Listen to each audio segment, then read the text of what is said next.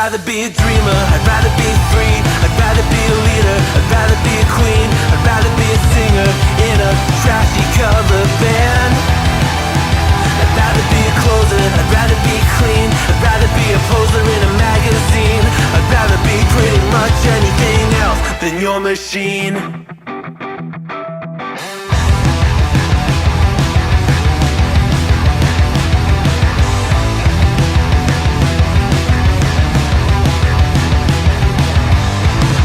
Wasn't always just a single shade, a palette full of gray in reverie. And I can burn it brighter than the sun. I have a golden gun inside of me. Don't box me in, don't, or I'll leave. I'd rather be a dreamer, I'd rather be free, I'd rather be a leader, I'd rather be a queen, I'd rather be a singer in a trashy cover band.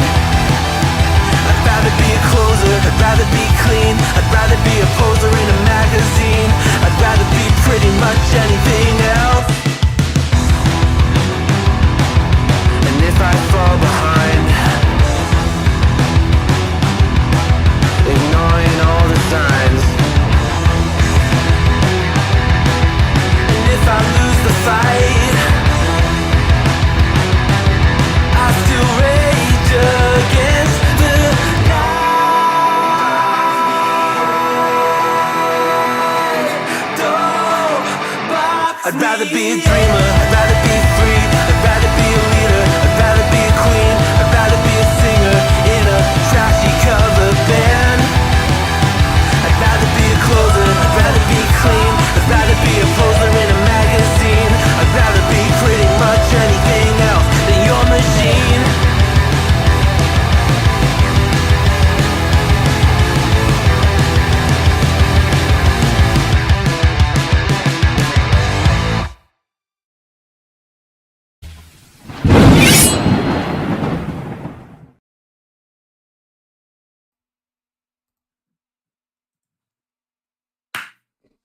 Hello gamers from around the world, this is Boxenberger, the video game enthusiast from Germany, and I would like to welcome you to this week's episode of the World of Gaming, where everything will be a little bit different today because just before the show, Dutch, we both updated OBS, and for some reason the new OBS version is not working with the Stream Deck anymore, and so we have to do everything manually now, and that is already annoying the hell out of me. Yep.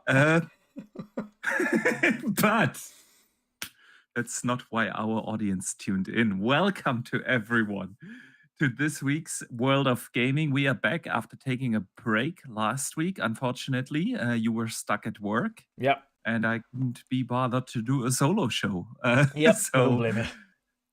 And usually we move the shows to the weekend then if we can't make it on a Thursday. But Mr. Boxenberger here was attending a stag do, so. Yes, I was. I was in Czechia, in Pilsen, over the weekend. Fancy. Celebrating a bachelor party. It was fun. Was it, yes, a very drunk Boxenberger, was it? Yeah, it was a very drunk Boxenberger, indeed. So that's why we were not able to do the podcast last week, but we are back this week and we couldn't have chosen a better week to come back, man. 2, well, showcases? We call them showcases? Kind of. I don't know. Mini cases. Mini cases. In 1 week, we had a State of Play and we had the Xbox Tokyo Show case, game showcase, and so there's plenty of good stuff to talk about here today. But first, let me welcome our awesome community. It's great to see a lot of familiar names in the chat. A big welcome to you guys. Of course, a big welcome to everyone who listens after the fact, either here on YouTube or on Spotify, Apple Podcasts, wherever you're listening. A big welcome. And Dutch, my man, a big welcome to you. How are you doing today? Yeah, I'm doing well. It's like I say, unfortunately, it's just a lot of work recently. Work. all fun and no play. Sorry, all fun and no play. God, I wish all work and no play makes Jack a dull boy. So yeah, unfortunately, that's all it's been recently. And then the gym, and then if I get home in time, like yesterday was a little bit later back, caught the majority of the football match. But that's about it. Playing a little bit on the Switch. But yeah, it's I Nice. haven't really been gaming as recently, just full of work. But there's a lot to talk about, and there's quite a few. In fact, October is filled with games that are coming up soon, so there's no doubt I will be playing a little bit more this month. So It's this time of the year, where I wish I had way more time for gaming, yeah, because there's so much good stuff to play at the moment. Let's get right into this topic, because that's how we always start the show, because it is the most important thing in a gaming podcast, of course, are the games we are playing, the games we are enjoying. And so, guys in the chat, let us know, what are you playing at the moment? And Dutch, what kept you busy yeah. As I say, the I last haven't weeks? really had the time to play games recently, but when I have been playing, and of course there's another one coming up this month. I've just been on the Switch. This is a predominant reason recently as to probably why I'm going to pick up the ROG Xbox Ally X. Not at launch, but not far after launch. Because handheld gaming's been, should we say, a mini savior recently, on the fact that when you get in from work and you can't be bothered to turn everything on and come and sit in front of a big screen and things like that, you can just pick it up and play it for a half an hour, and then go to bed. Telling you that for years, man. Yeah, Handheld gaming is fantastic. It is not just for like gaming on the go. It is just so convenient, sitting in the living room, the wife's watching on the big telly, I don't know, one of her Netflix shows, and you just sit right there playing some games, sitting out during the summer weeks. I was sitting outside, in the backyard playing games. It's lying in bed, yeah, and just playing some games. Handheld gaming is so good, man. yeah. Handheld gaming has never been better than it is right now, because there are tons of great handhelds out there. Of course, the Switch too, but then all these PC gaming handhelds that we have outside in the wild now. The ROG Ally X coming soon, And of course, Xbox Play Anywhere will absolutely benefit it as well. Means I don't have to worry about picking up absolutely, separate libraries or anything like that. So, yeah, yeah. but yeah, I mean, on the Switch, I've literally just been playing through Pokemon Scarlet and then back onto Pokemon Arceus Legends, just while I wait for Legends ZA to come out this month, October. Sweet. So again, because it's a handheld RPG, I can just easily pick up and play, and I don't have to play for long. I can play it for an hour, I can play it for half an hour, I can just do a little bit and knock off a few things that I need to find or collect or do, or missions I need to complete. Started a brand new game on Legends Arceus, predominantly because I was so far near the end on the previous one, and it isn't. You can finish the story, but there is additional beyond that story to do, and I'd got to the point where I'd really forgot some of the mechanics of the game, because I hadn't played it for that long and I'd moved on to the next one. So I went back and transferred everything over, so I didn't lose any of the ones that I'd already caught, and they were already transferred over into a database, so that they're fine. So I can just start from scratch and then go into it and just enjoy the game again. But this time, go and fully complete it before the new one comes out, kind of middle of next month. But other than that, the only other one I've got coming up that I've had pre-ordered like an idiot is FIFA 26, or FC 26, as you know it. As you do. But I don't do it. I know you don't, but strangely, because everybody notoriously always complains about FIFAs every year and how they're shit and terrible and blah blah blah blah blah, all of those who have paid for the Ultimate Edition early access versions that have been playing it for the last few days, the last week, have said it's one of the best FIFAs in years, and they haven't had this much fun in years on a FIFA, and blah, blah, blah. So, by the sounds of things, for a change, it's actually apparently good. It's apparently good, and everyone's happy with it again. It makes a change, because the sports community are some of the most brutal and most unsatisfied people on the planet. Like, they just think everything's terrible every year. So, yeah, hopefully that'll be good when I play that maybe over the weekend. But yeah, it's predominantly just being able to play on this bad lad here, and I have a chill out hour or so when I've got the time to do that. But it's been, other than that, gym and work and watching some football. What about you? What you been up to? What have you been playing? Pretty solid. We'll get to what I've been playing in a second. Let us check the community first. Well, I've got Hiram. Oh, go on. I was going to say I've got one fellow in the chat here, Agent X-Force. He's been playing Dragon Age Veilguard, and he's actually quite enjoying it. It's a bit of fun. It is a fantastic game. I can't recommend Dragon Age Veilguard more because it is pure fun. The combat is fantastic. The story is good. The RPG system is great. I really enjoyed Dragon Age Veilguard, and got a lot of flack for one of the side missions. For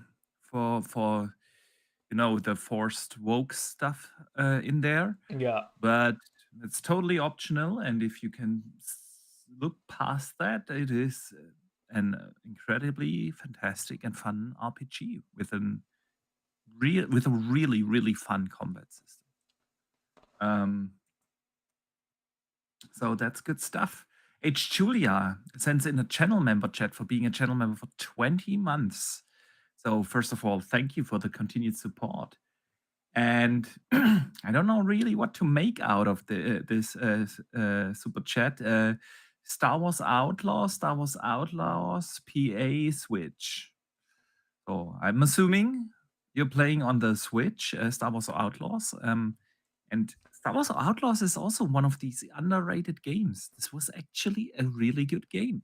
Was it like the game of the year? Surprisingly, because I've seen a little bit about this the other day, they've even managed to implement ray tracing on the Switch too for Outlaws. Oh, they did? Yeah. That's good. Which I'm surprised at. It was mainly for the reflections and things like that. But even still. I mean, with or without ray tracing, that is actually a really good game. Yeah. It captures this, the mood of the original trilogy really well. It has a pretty decent story and some really good gameplay mechanics. So Star Wars Outlaws, really good game. Pyro Matt has been playing Deep Rock Galactic Survivor, Ladman Who Erased His Name, and Zenless Zone Zero. Nice, good stuff there. Not my playlist, but hey. Dustin Lambert has been playing Deep Rock Galactic Survivor, and he got all the achievements in Rogue Prince of Persia. Nice. And now started Silk Song. And he says he quit because that game sucks. We will need to have a discussion about that, man. Sith Lord has been playing NASCAR Heat 5. Now he's waiting for NASCAR 25 on October 16th. Sweet. And Paul AFC is back in playing Vampire Survivor. Sweet. So Dutch, what has kept me busy? A bunch of things, actually. I want to touch on this because obviously chat touched on it, but I did play a little bit of Silk Song. Yes, I have been playing that as well. You have. I'm loving it. I have not so much the same thoughts, but I have the thoughts on I don't know whether or not this game respects my time enough for me to want to continue playing it, so I uninstalled it. Why? It's okay. I just don't think, as a game, I can get the most out of that game, and it's I mean it's okay as a platformer. I've played better. This is my opinion. I think Ori's better than Hollow Knight. I would agree, probably, because I mean, Ori is something really special. Yeah. Yeah. And I just think, personally, I think just the story-wise, the kind of building, the atmosphere, the way Ori kind of goes from top to bottom. I think specifically in the second one, the combat's a little bit decent in Ori as well, Will o' the Wisps. But also the traversals, in my opinion, traversal is significantly better in Ori than it is in Hollow Knight. I think it's more fast-paced than Silk Song. But I mean, Ori is probably for me in the top 10 of best games ever made. So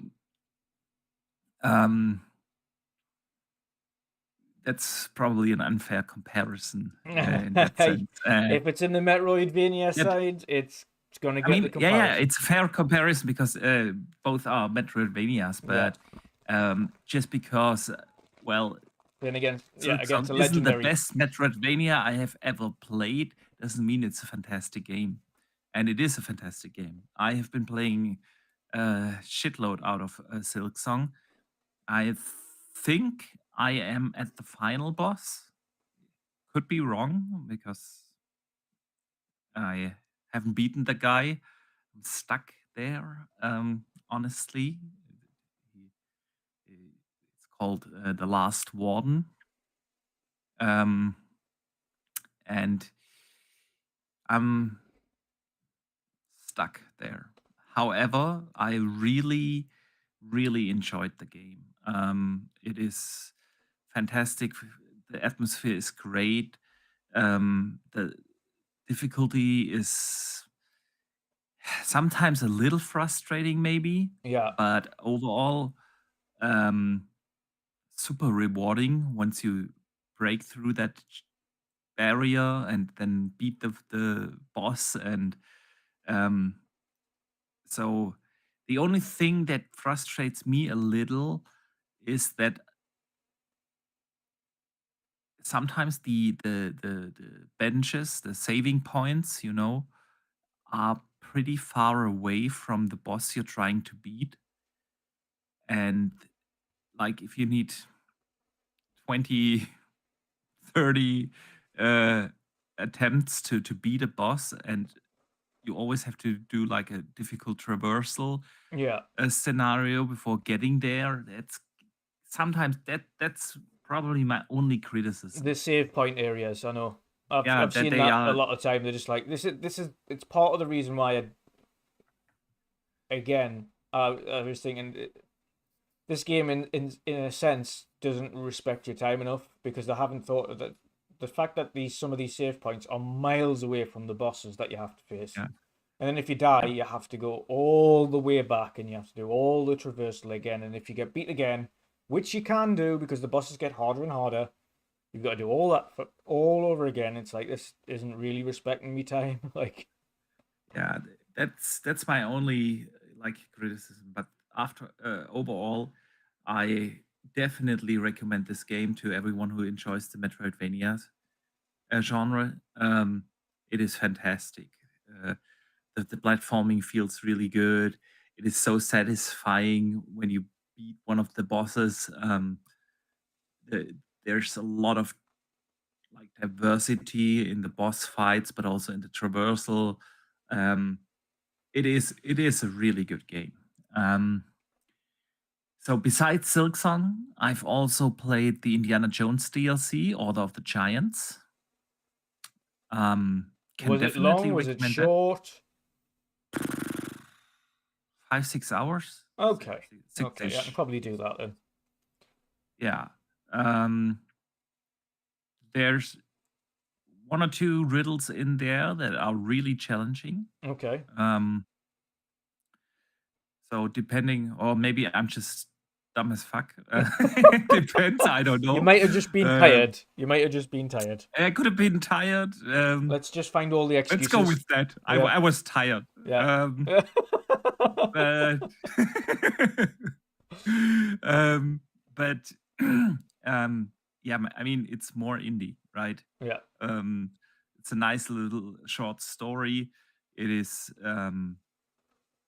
still beautiful. I really like that they didn't reuse the riddles that are in the original game. Yeah.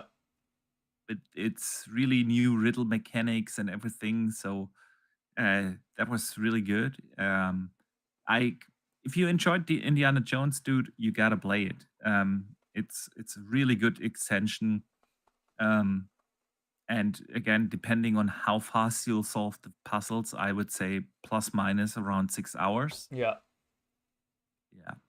So for me, obviously, if I kind of explained this before the show, but there's a good chance that obviously I'll probably not get too much real gaming time in before the year's end, but I do, touch wood, have December off, as we usually do in my industry. So I'll be doing a lot of catching up at that point on things that I need to play and need to go into. I still haven't played, to be honest, I still haven't went back and played the Starfield DLC, despite having that. Oh, And I haven't, obviously, I've got gotta the do that. Indiana Jones DLC to play as well. And both of those aren't super long, which is good. It means I can knock Yeah. out both of those DLCs relatively quickly and get those played over the winter break. I mean, Starfield, I would say something in between 10 to 15 hours, Yeah, depending on how much of the side stuff you're going to do. yeah, Definitely worth it. And again, indie plus minus 6 hours. So you'll get through that pretty quick. oh yeah, Yeah. Dutch, and then I picked up Borderlands 4. yes. See, I'm waiting for a And sale I'm on having this a one. blast. I'm waiting for I do want to play it, but I am waiting for a sale. It's one of those where I'm like, yeah, I'll definitely enjoy that game, but I'm not running out to buy it. It's like it's not going anywhere anytime soon. It's gonna be a fantastic game regardless. Of course. That's what good games are, right? Yeah. It doesn't matter whether you play them at launch or sometime later. I was also a little torn because there's just plenty of stuff to play, whether to get it or not. Then FOMO got me, and As it always does. as it always does. And I'm really glad I picked it up because I'm having a blast, man. It is Borderlands like you want it to be. Yeah. It is, the shooting feels great. There's tons of quirky weapons. There's the open world is really well done. Yeah. It is like a true open world RPG. Yeah. There's different character classes. I went for the tank. That's usually what and I go it- for. Tank, yeah. or I don't know, is there like a sniper, like a recon? In the tank class, you can then specialize in 3 different categories again. Okay. So there's like some magic kind of thing where you can throw magic balls or something. I don't know what it's supposed to be. Magic something balls. magic stuff. Then you can go berserker, where one hand turns into fire, one hand turns into ice, and then you can just melee combat your way through everything. Or you can like summon a shield, and that's what I went for. You can always respec and change in your class.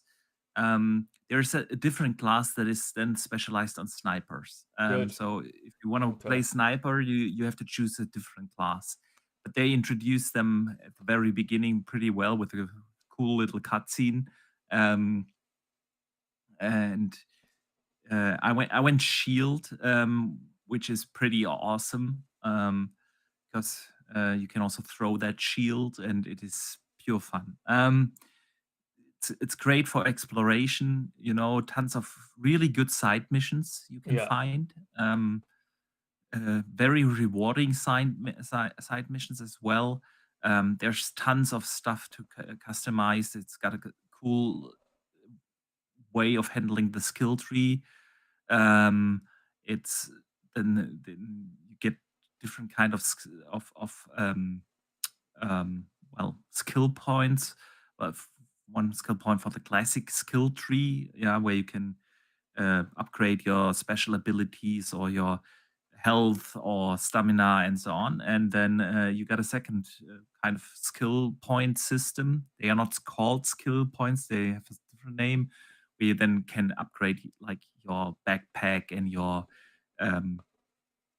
magazine sizes and the amount of bullets you can carry and stuff like that. It is really well mixed together. It is, of course, very colorful in HDR.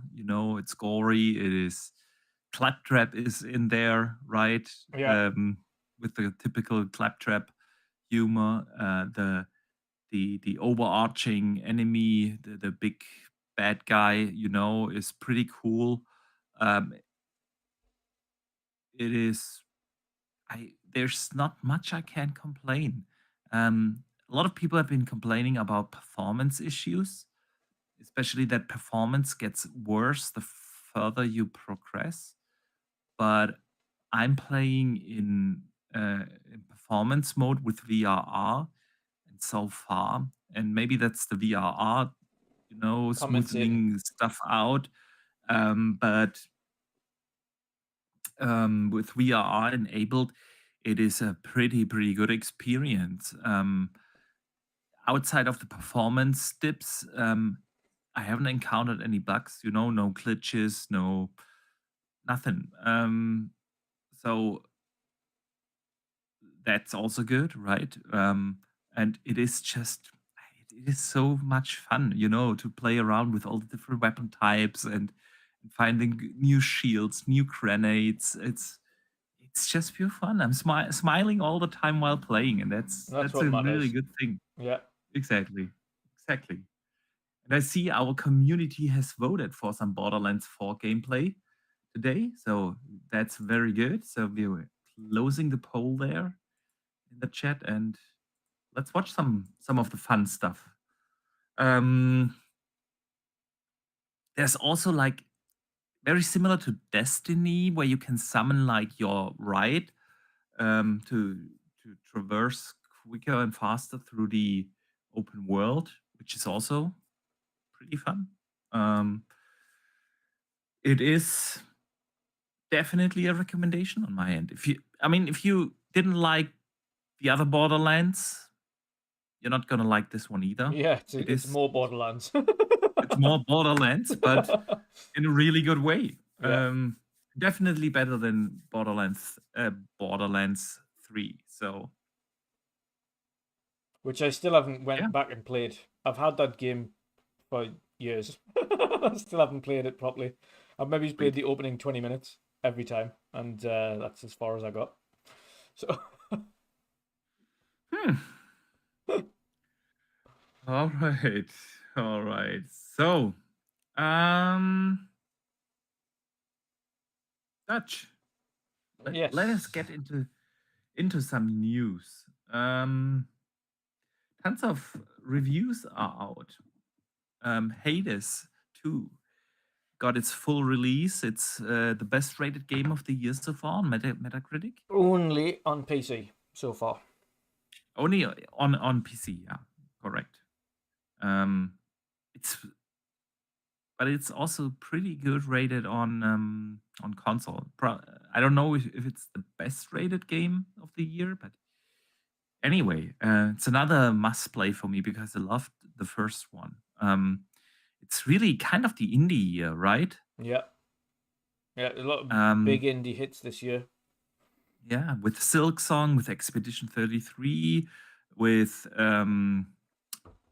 Split Fiction, with what's blue something. Yeah, I know what you're talking about. Yeah. And now, of course, Blueprints. with Blueprints. I haven't played that yet. Same. That's why I can't.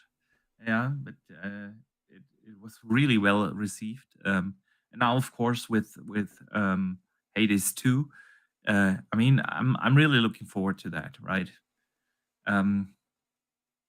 Definitely after Borderlands, I'm going to dive into that. So yeah, and then Ghost of Yotei also. Even though it comes out next week, like reviews dropped an entire week in advance, which is pretty unusual in the year 2025, right? Yeah. And it reviewed even better than Ghost of Tsushima. Yeah, and a lot of reviews say, well, it improves in every way on the first one. So you're going to pick that up, Ghost of Yotei? Yeah, I don't know whether or not I'll pick it up at launch because I know it's a massive game and I don't have time. Yeah. That's my issue as well, right? I'm still like, even though I have already, I don't know, played like, I want to say 20 hours or so in Borderlands at least, Yeah. it still feels like I'm pretty early in the game. Yeah. So, but granted, I'm doing a lot of the side stuff as well Yeah. in Borderlands. And some of the missions, side missions you find, there are some short ones like that you can do in like 5 minutes. But then there's, I did one earlier in side mission that Claptrap gave me. It took me over an hour to beat that. So there are pretty big side missions in that game.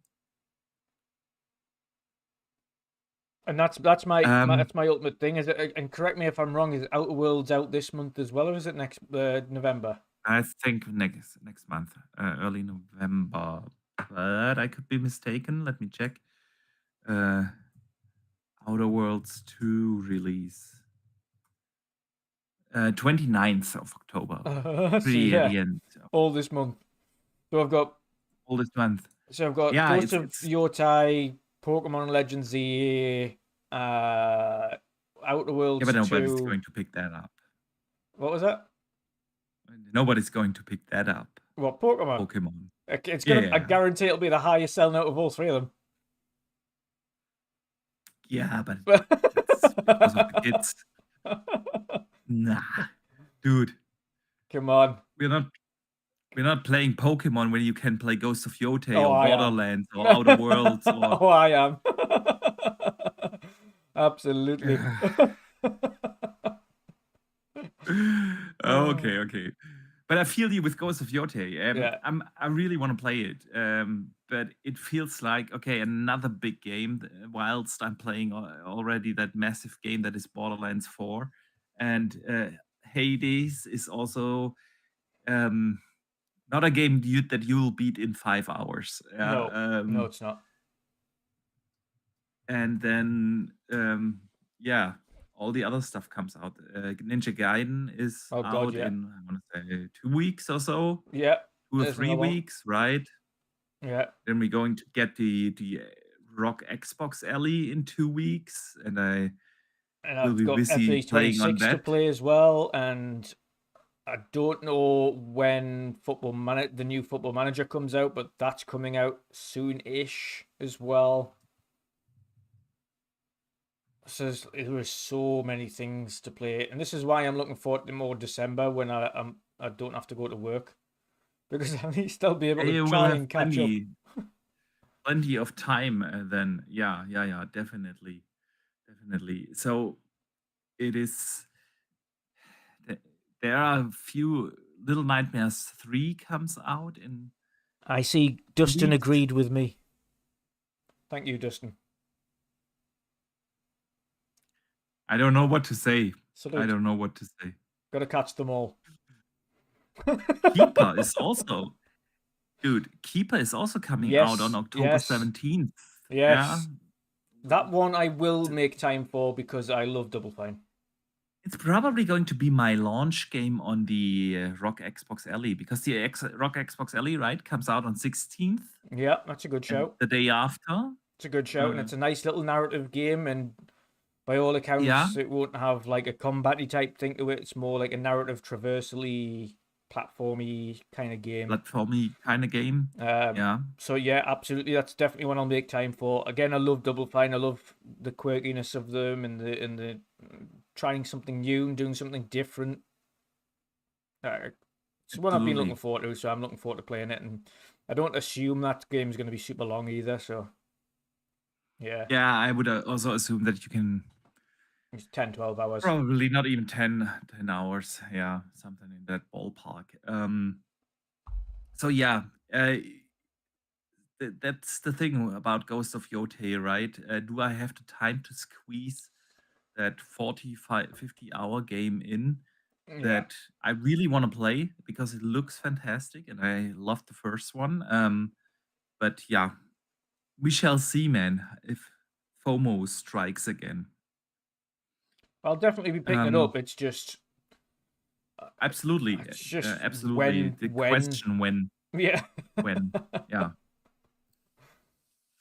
mean, towards the end of the year, Yeah. we are getting more or less of the massive releases because if we continue through November, right? And isn't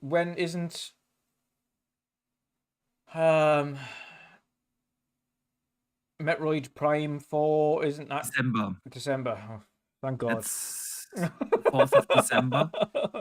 And it comes out the same day as Octopath Traveler 0. I'm probably gonna play. Yeah. I'm probably gonna play Metro Prime 4 first. Yeah. No, November is pretty empty for me personally because yeah, I know we get Call of Duty there, but I'm gonna play like the Battlefield 6, 5-hour campaign. absolutely. That's this month, isn't it? That's October. Battlefield is October, yeah, somewhere in October, October 10th. But there's not enough time in the day. That's what I'm saying, man. October is super crowded. I'm really not convinced about Battlefield 6. Did you see yet. they released one, at least I've seen a release of one of the missions. The campaigns, it looks phenomenal. Honestly, it does look really good. Yeah. But let's be real. The campaign is also going to be like a 5, 6, 7 hour-ish experience. And for you, I know, I understand because you don't play the online anymore. I'm not exactly. I'm not really going to play much of the online. I don't have the patience to practice enough to have fun in the multiplayer. And then, so am I going to pick up Battlefield 6 at full price just for the campaign? I could also wait a couple of months and play the campaign then when it drops into Game Pass. Yeah. Right? So, especially with all the other games I personally think with the only reason Call of Duty is going to have numbers over Battlefield is simply because it's in Game Pass. Otherwise, if it wasn't, I think they'd have a serious problem this year. I agree. Because the reception for the new new Call of Duty has not been great. No, it hasn't. And it's nothing that I've seen no one talk about it in an excited way. No. You know?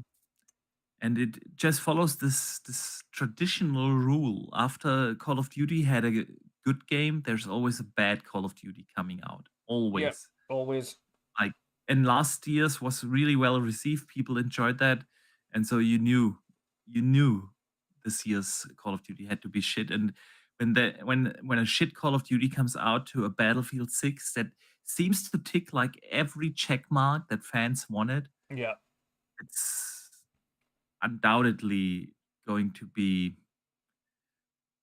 a couple of people will play it through Game Pass. Like me, I will play the campaign. I'm not going to play the Call of Duty multiplayer. Yeah. And that's it.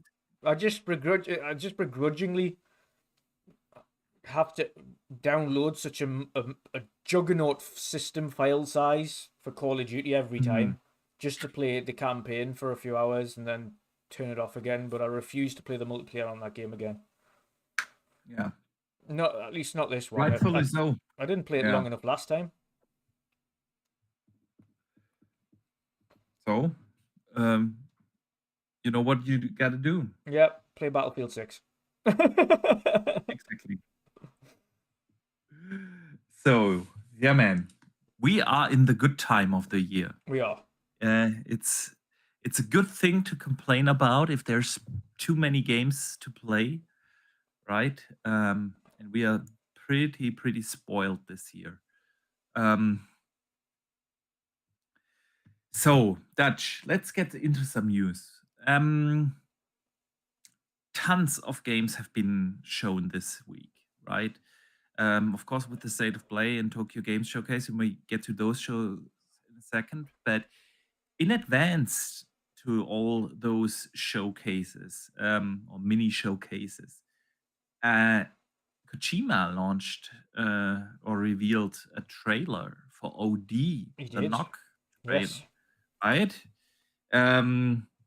So let me hear your thoughts, man. What did you think of OD and the first in-engine, probably in-game scene? Yeah, I mean it's obvious. Yeah, obviously he's got 2 games in development currently for 2 franchises he isn't allowed to touch from his previous employer. Yeah, He no longer has anything to do with Metal Gear, so now he's making Fizzant, which is the PlayStation game, and he's no longer allowed to touch Silent Hill, true. which was PT originally. And so, because he's not allowed to do that, he's doing OD. Yeah. And the trailer is creepy. It's fantastic. It is, if people don't recognize the actress, it's the actress that was in It, the most recent It. The first one, to be specific, It 1 remake. But super creepy. Looks fantastic. Yes. But it is, the one interesting thing I noticed about it as well is the trailer he showed, OD Knock, was the episode title that he's doing, whereas the likes of Jordan Peele and other horror directors are having their own episode within OD, and they'll be titled something else. So this is Kojima's trailer for his specific part of the game, which is Knock. So it'll be very interesting to see what Jordan Peele, etc., do for theirs, and how it kind of blends into each other, or whether or not it's like an amalgamation of short horror stories that each of them have. But I think it'll be very intriguing, and if it's anything near as creepy as PT, it will be fantastic, because PT was horrific in a good way. Yeah. I mean, people sold like 6-7 years later PlayStation 4s that still had it installed for like, I don't know, thousands of bucks. It's crazy, the hype around that PT demo in the very beginning of the PS4 days, right? I mean, Phil Spencer was on stage with Kojima, right, to reveal that, and Phil Spencer said it's bold, unique, and unmistakably Kojima. Yeah.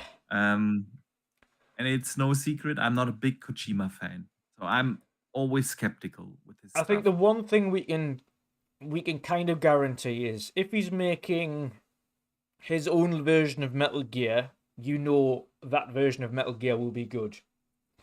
If he's making his own version of a PT / Silent Hills Metal Gear game, so I would argue that there hasn't been a good Metal Gear game. How dare you?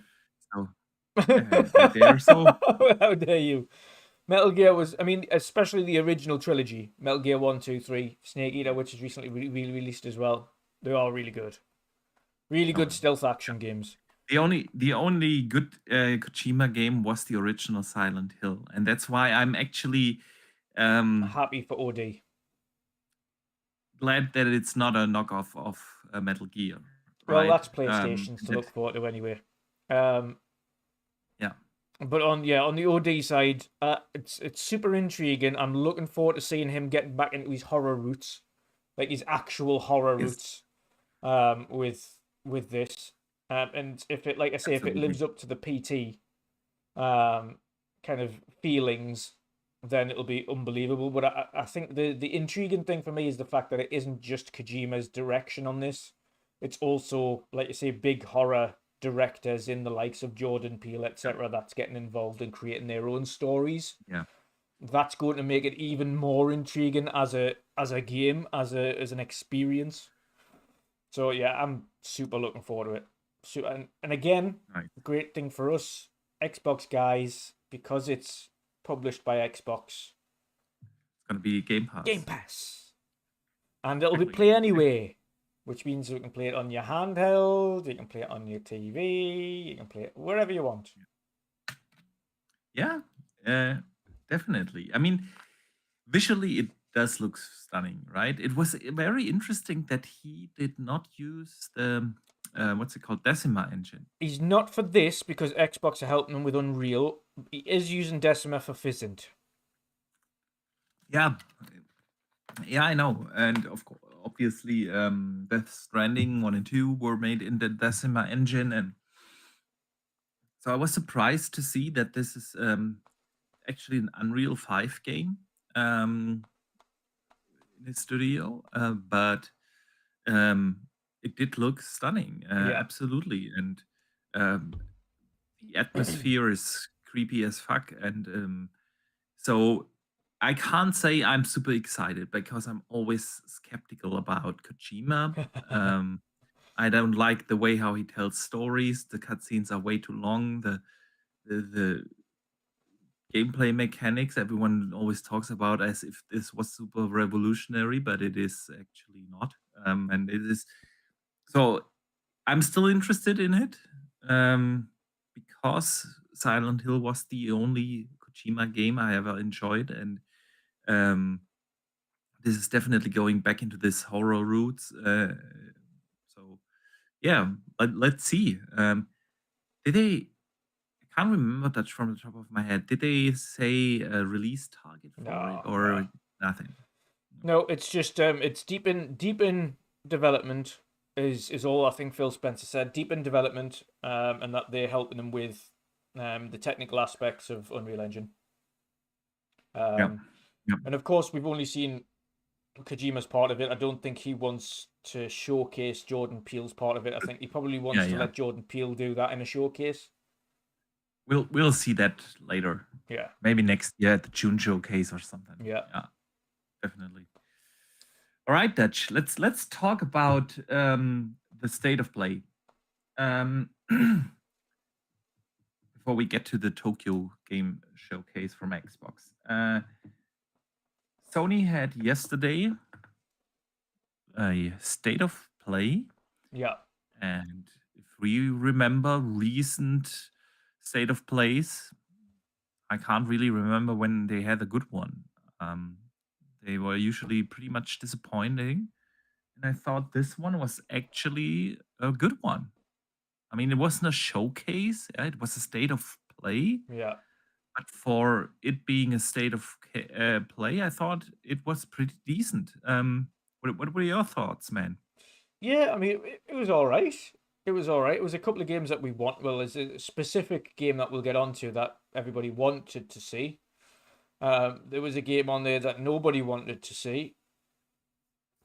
And there was a couple of things that were all right, and some updates on a few things, and some release dates on a few things. And yeah, it was a good, I would say, a good update one. And at least they ended it with, I wouldn't say a bang, but they ended it with what people wanted to see, which was Wolverine.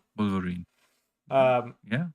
But no, overall, yeah, it was an okay state of play. I was going to say showcase, but it wasn't. It was an okay. It wasn't a showcase, and if I think Sony are past do doing not those. watch that thing, they definitely need a proper showcase.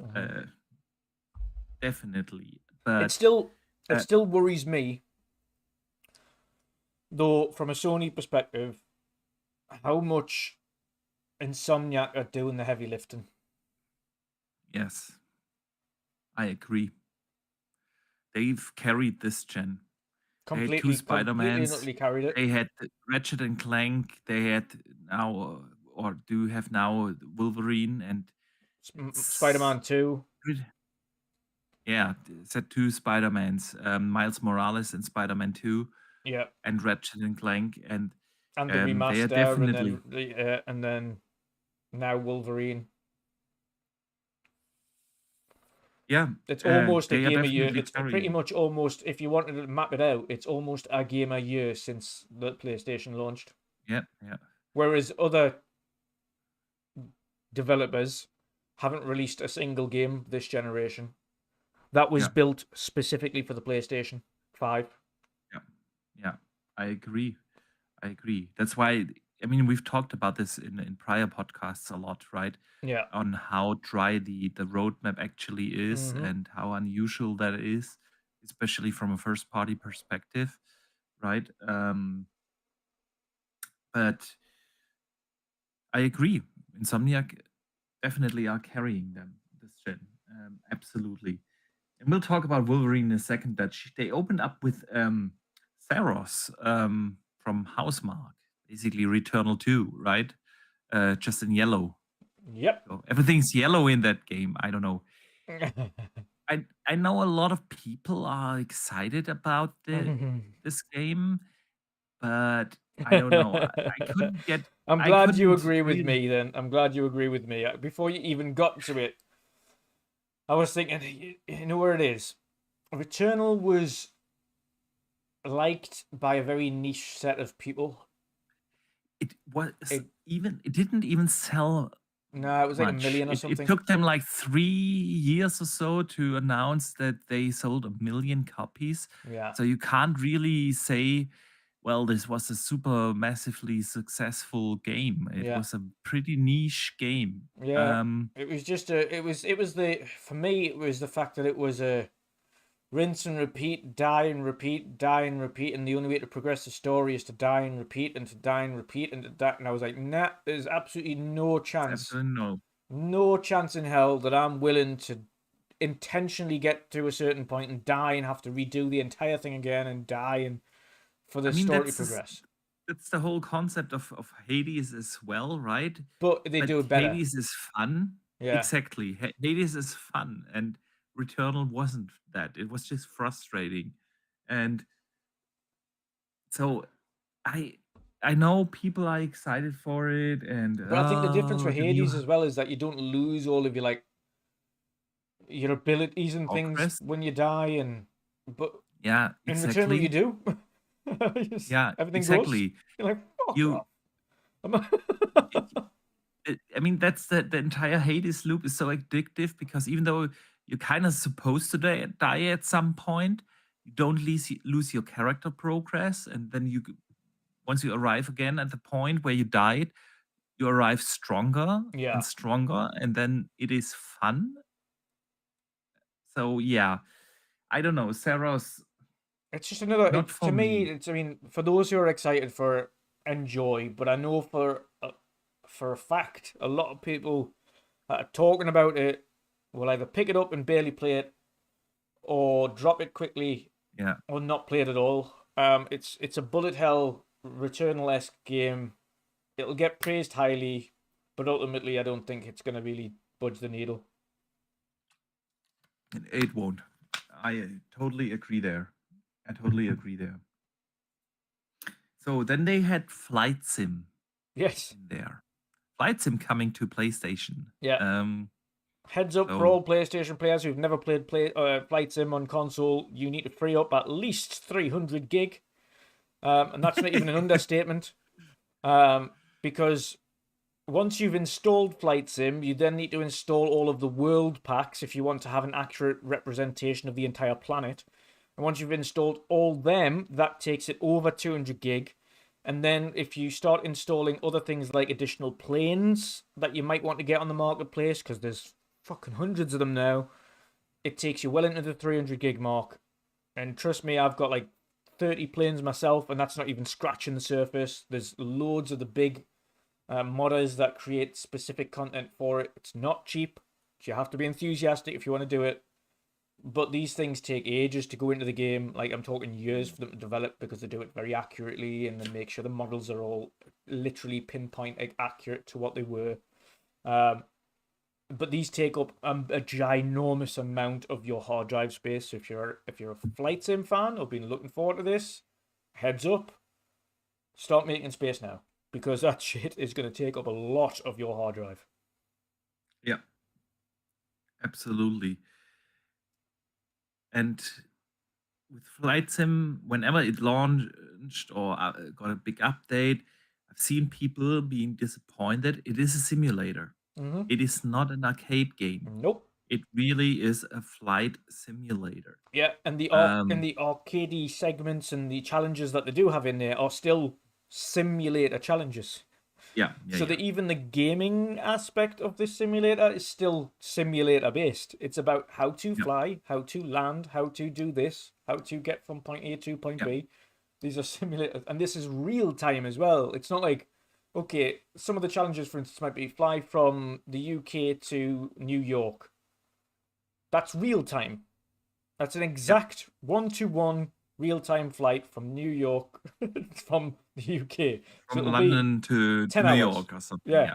That will be a 10-hour non-stop flight. It's 1-for-1. So, yeah, it is, for anyone thinking about picking it up, it is it is a simulator. It is exactly what it says on the tin. It is not a game. It is a sim. Yeah. True. So then they've shown Battlefield 6 again, a campaign trailer. We briefly mentioned that before. The campaign looks really good. Yeah. Can't say anything else. Looking forward to playing that campaign. Probably not at launch, but then there was one thing in there that surprised me. It's Deus Ex remaster or remake. And I mean, it's kind of sad that this franchise is dead now, right? But with them remastering it, of course, not PlayStation exclusive. It comes to everything, but I might just get that. It's been so long since we had Deus Ex come out. When was it? Like, I want to say at least 15 years. What, the original? Oh, it must be longer than that. Longer than that. Was the original Deus Ex not like OG Xbox One? 2000. You're right. It's 25 years. Holy shit. Yeah. Oh, God, I feel old. Yeah. I was 12. So 25 years ago. I can't say that. 25 years ago, I was 17. So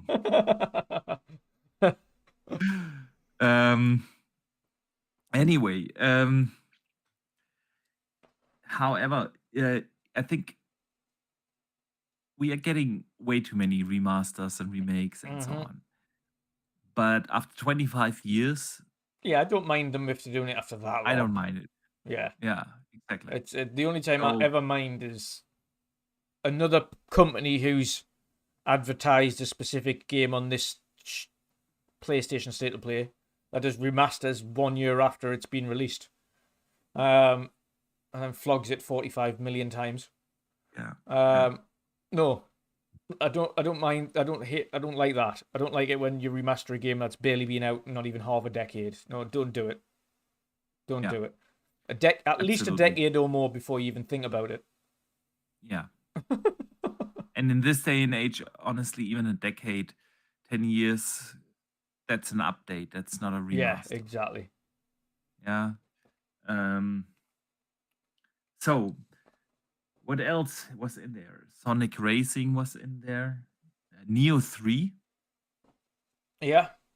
Another game I won't play. Yeah, me neither. Final Fantasy Tactics. Guy. Yeah, not really.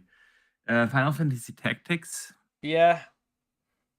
maybe at some point, but I'll only play that game on handheld. I'm not playing that on the console. You're gonna be a Rock Alley X owner, right? Yeah, exactly. So I'll So, play it at that point. I will get it because as you know, being a Final Fantasy aficionado, I own everything, so I will get it, even if it's just to have in the portfolio. But I'll probably play it that's the handheld game. If ever there's ever a handheld game, Tactics is the one. yeah. Crimson Desert was in there again. Yep. I mean, don't get me wrong. I'm super excited for Crimson Desert. It Is looks that got a release phenomenal. date? I can't even remember if it showed a release date for it. Yeah, it is somewhere early next year. I think February. Okay. Check. Did they correct me if I'm wrong? Was Crimson? Did they change March 26th? Did they change Crimson Desert from being an MMO to being Yes. like more of a single player? Single player. It is. Crimson Desert was supposed to be originally an MMO, and then they decided it's way more fun to make a single player action RPG. Thank you. And honestly, it checks all the boxes. Yep. Thank you. I am so glad they chose. It's very. It's not often you get a company that turns around and goes, you know what? Let's not do an MMO. Yes, absolutely. I mean, we see it all the time, right? The other way around. That developers that want to make a single player game are then being forced to turn it into something games as a service like, or on live service game or whatever. And to see it the other way around is pretty awesome. And let's be real, Crimson Desert looks fantastic. It does. Not just from the a fact that visual it changed from MMO to single player is significantly bumped it up in my list of games that I will pick up. Because if it was MMO, I would never pick it up. Never. I don't. It's one of those games where I'll probably even take a day off work when it comes out, because it is a game made for me. It's a game made for Boxenberger. It is a high fantasy setting, right? Action RPG, great open world, great traversal mechanics, great combat system. The RPG system, from what you can tell from the stuff they've shown, is gonna be great. It is checking like every single box for me. So I can't wait. My only complaint is we have seen more than enough.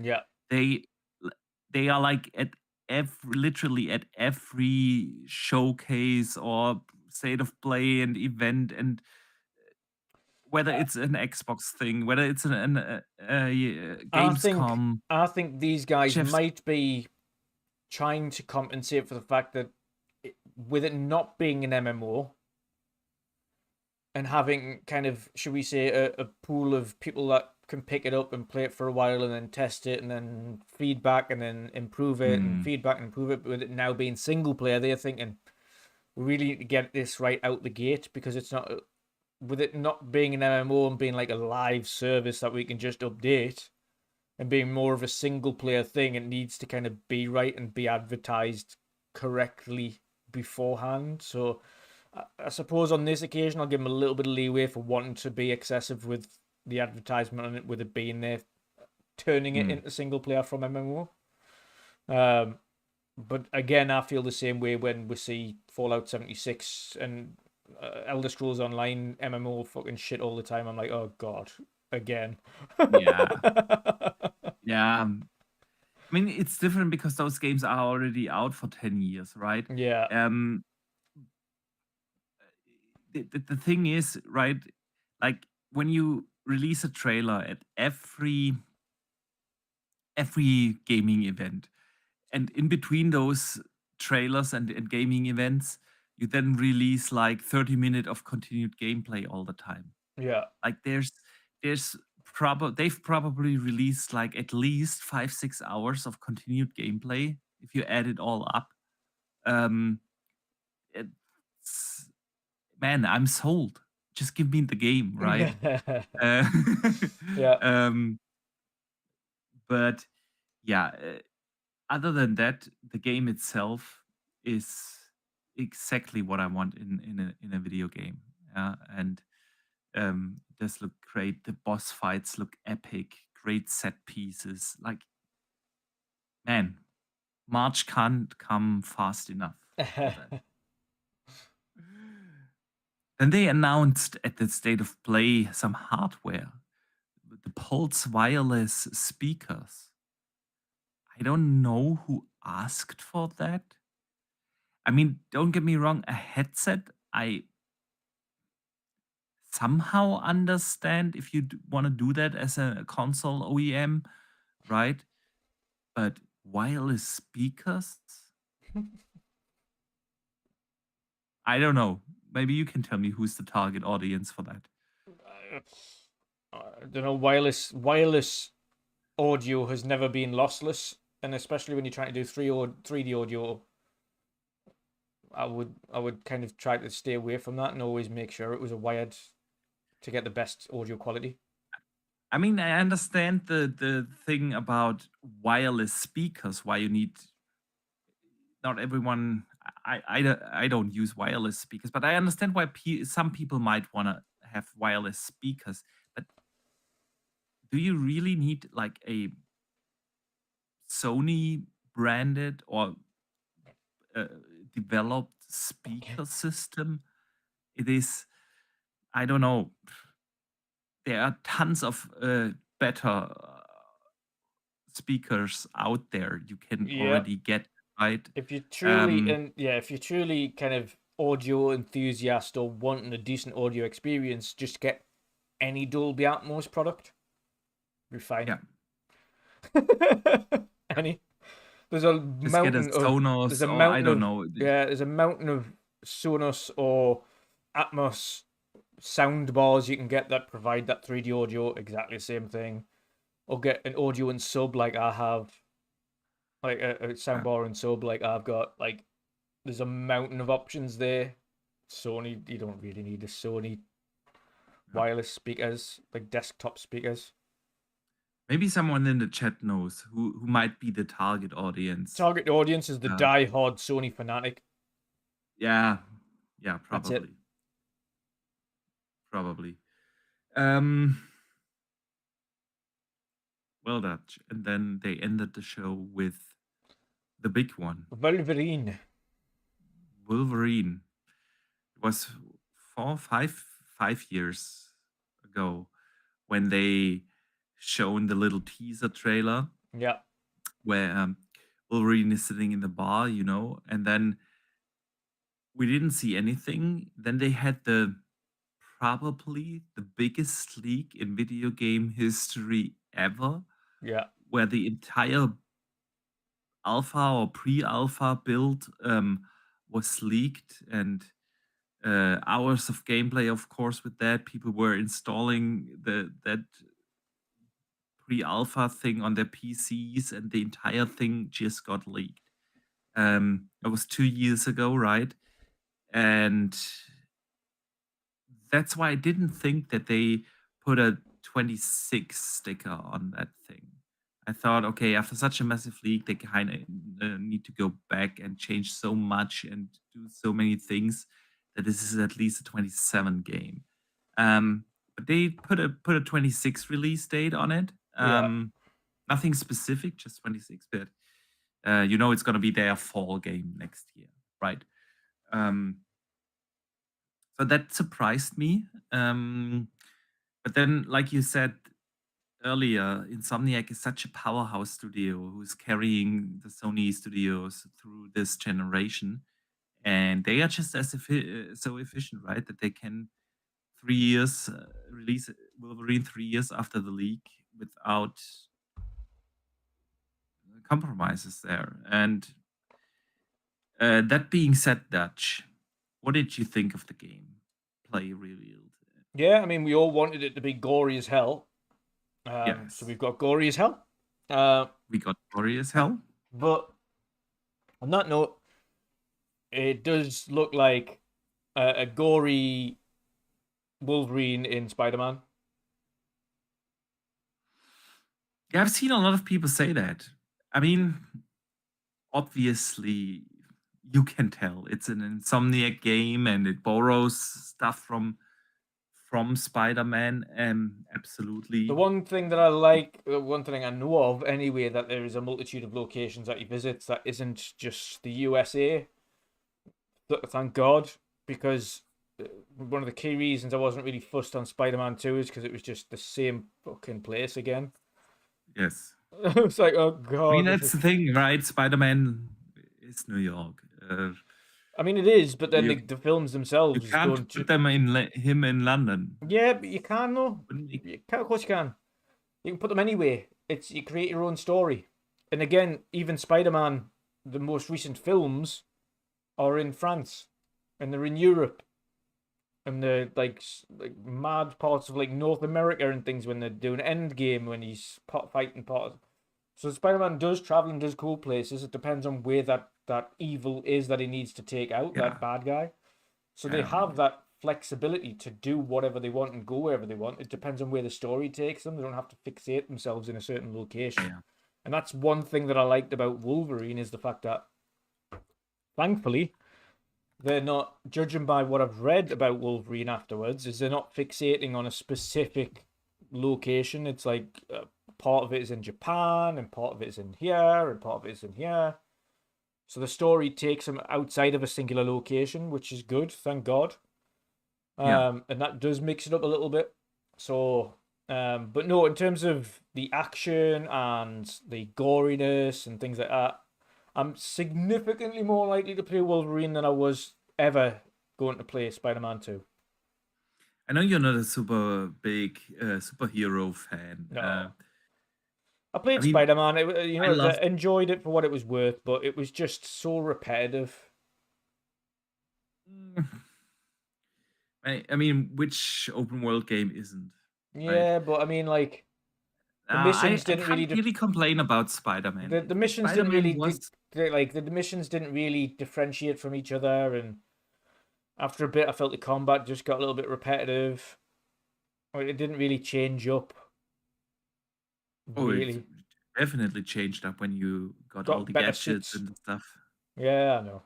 But I mean, listen, I really enjoyed Spider-Man 1 and 2 and Miles Morales. apart from the Mary Probably Jane the only parts, thing the only thing is they were all too close together because we got Spider-Man in 2020, right? 2018. Then we got Miles Morales in the same city in 2020, and then we got Spider-Man 2 in, I want to say, 22 or 23. So they were all like 2 years apart, basically having the same city, the same core gameplay mechanics, and that definitely felt repetitive then. Even though I know they tried to change things up with Miles Morales having different abilities like getting invisible and stuff like that. That was it. But the gameplay formula itself is really good. They had the very similar combat system like the Arkham games, this free flow combat system, which is definitely fun. The swinging through New York was really well done. It was just fun, good stories that they told, like you would expect from Insomniac, right? So I can't really complain about those games. I really enjoyed them. They are just fun, super fun, and well produced and well developed superhero games. But I'm glad they are moving on from Spider-Man. There's probably eventually going to be no, Spider-Man. don't hold your But breath. yeah. But Next for year's now, Spider-Man they're 3. moving on Year after to Spider-Man 4. Wolverine. Yeah.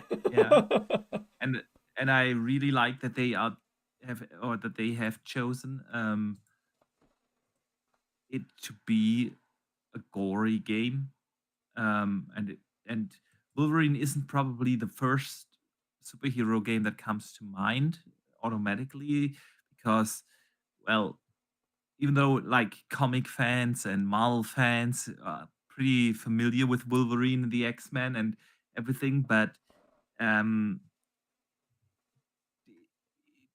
since Marvel hasn't done like much with that IP as of late, ever since they started this whole like Avengers universe, um, it is not like the super massive and popular um, comic or superhero character, that has this casual vibe. Yeah. And I like that they've chosen that character, and it does look gory, and it does look like a brutal and heavy game, like the shaky cam in the combat, right? The little bit more zoomed in over the shoulder view. It's not like the camera is much closer to the characters, what I mean, which makes it feel like way more heavy even during traversal and so on. um of course, the traversal looks a little bit like the Spider-Man traversal minus the swinging, right? um but um it also had like cool like impressions of cutscenes and everything, and honestly, this is absolutely going to be a day one game for me. Yeah, I'll play it day one, 100%. Yeah, it's like I say, it's still significantly above Spider-Man for me, as a game that I'd rather play than Spider-Man 2. Yeah. I think my only thing now is just wanting a kind of a wish list one for me is if we could get an Iron Man game with the traversal of Anthem. Yes, please. Yes, please. Oh. Mm, oh. Why? Why has anybody not done this? Why have EA I- not even thought about this? Listen, Maybe guys, the we have a really license good is- flight is too mechanics in expensive. Anthem. Why can't we use this for Yeah. an Iron Man game? Yeah. Maybe because the license is too expensive. I don't know. For EA, The- come on. Yeah. And the Iron Man game like with the gameplay mechanics of and traversal mechanics of Anthem, that would be absolutely a day one. Yeah. So yeah, man, Wolverine fully revealed now. Fall 26. 2026. It's gonna be crowded fall next year, man.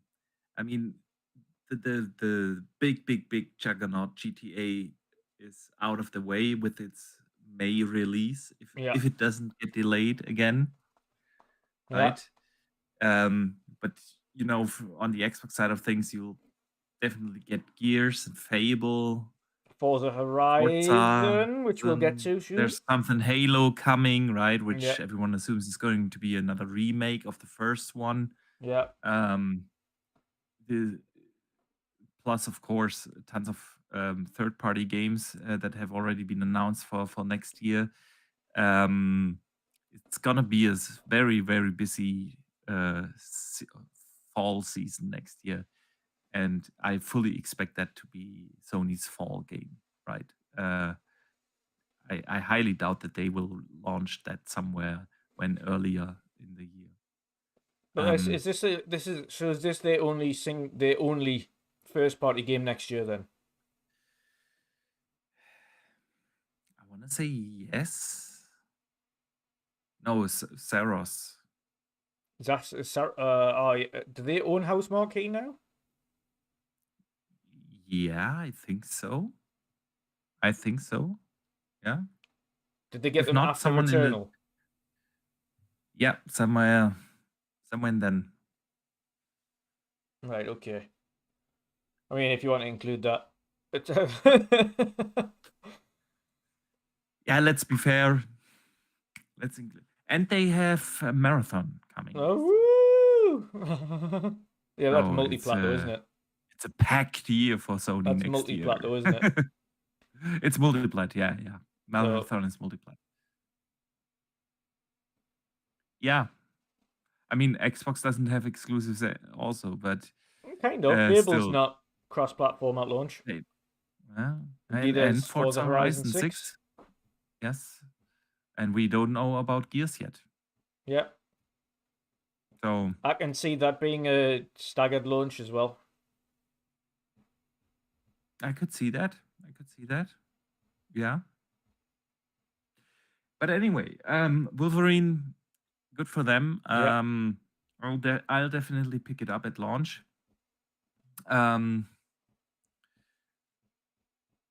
Anything you want to say on the state of play before we No, move to again, the I think we just have to Tokyo? reiterate the lingering concern, regardless of Wolverine, because we already were aware of the existence and we already expected Yes. it to release next year. Still remains. The first party output's horrific. And by that I mean like your big first party single player games have been largely for the last couple of years almost non-existent.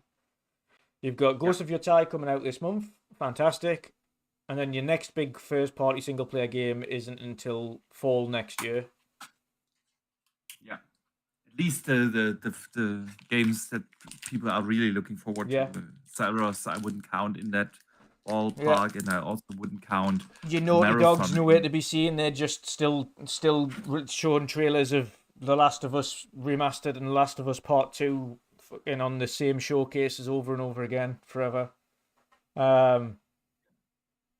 Then God knows what's happening with Corey Barlog's teams and what they're designing, because they have been absolutely deathly silent for years since Ragnarok dropped. I mean, let's face it. Now that Yote is out, it's Wolverine and Intergalactic are the two Sony first party games that come to mind. And it's clear then, because when's Intergalactic meant to be launching?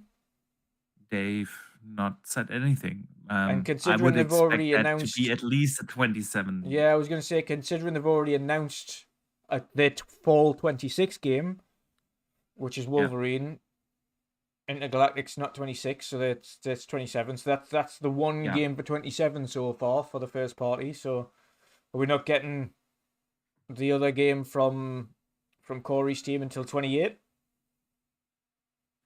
Agree. No, this is Agree. one And big whatever first Bend party is game a working year. on, they just started production on that. That's not gonna be a game before 2030. Yeah. At least. So yeah. And that's probably the reason why they don't do showcases anymore, right? There's just not enough in the pipeline to justify such a showcase. Yeah. It's weird how times change when you look at the first party output of Xbox, for instance, this year or next year. Yeah.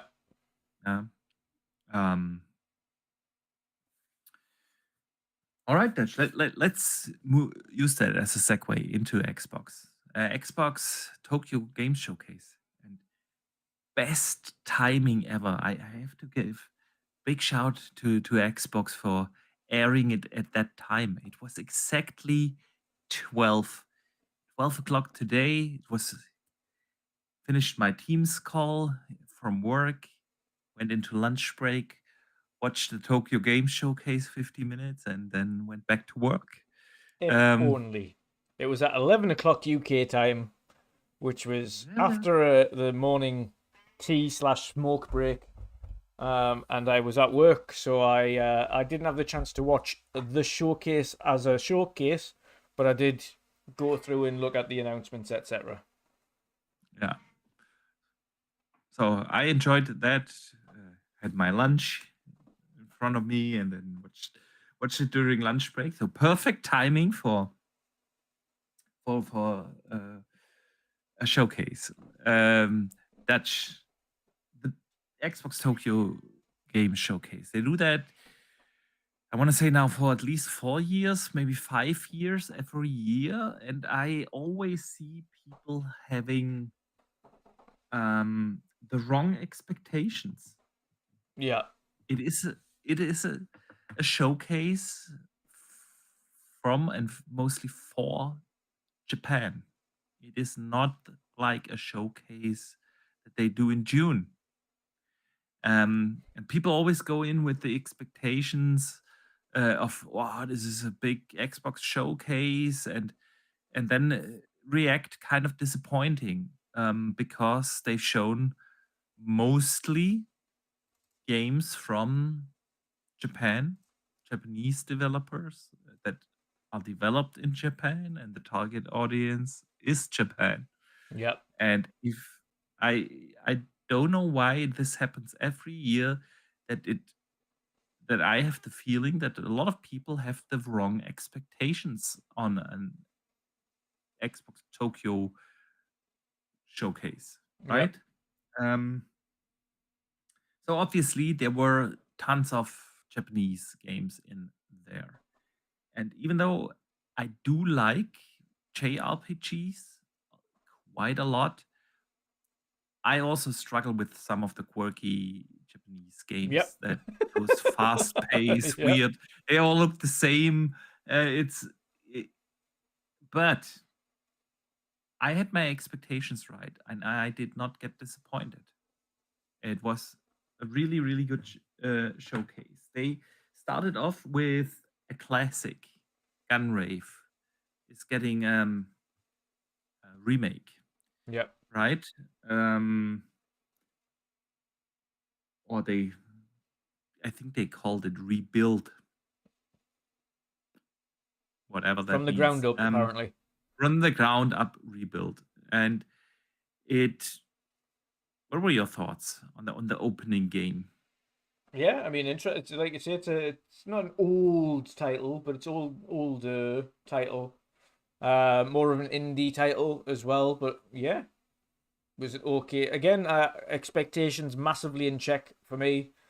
TGS has never been a big thing for me. It's always just been to see whether or not they have any Square Enixy kind of things there or anything from those kind of partners. So, the only one I was really going in expecting this time around was the much rumored Forza Horizon. So, my expectations were in check. Again, I know they were going to go really focusing on the Japanese crowd and their favorite games and proper JRPGs, should we say?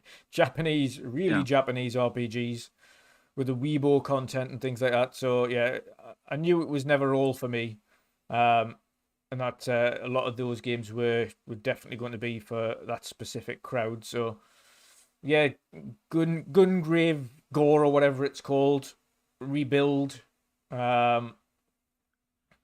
Yeah, be interesting. I think that's going to be a Game Pass game, or at least I think all of them are, for the most part. And Xbox Play Anywhere. But they play anywhere. Yeah. That's something they really focused on, delivering that message again. Hey, play anywhere is what the gaming future of Xbox is, right? Yeah. And I couldn't be more happy about that, because I've been complaining ever since I have the Rock Alley about that thing that I call the third-party problem. Yeah. Because realistically, Play Anywhere has been in here for more than 10 years now, right? Quantum Break was the first Play Anywhere title, and Play Anywhere was always only just the Xbox first-party titles. Then a little later, the games that went into Game Pass. Yeah. They had Play Anywhere, and that's it. And for the most part, that's still it. Yeah. Even though a lot of games that will arrive in the future will now have Play Anywhere. Yeah. We're still not here. It was like, I don't know, 1 or 2 months ago when we talked about this on the podcast.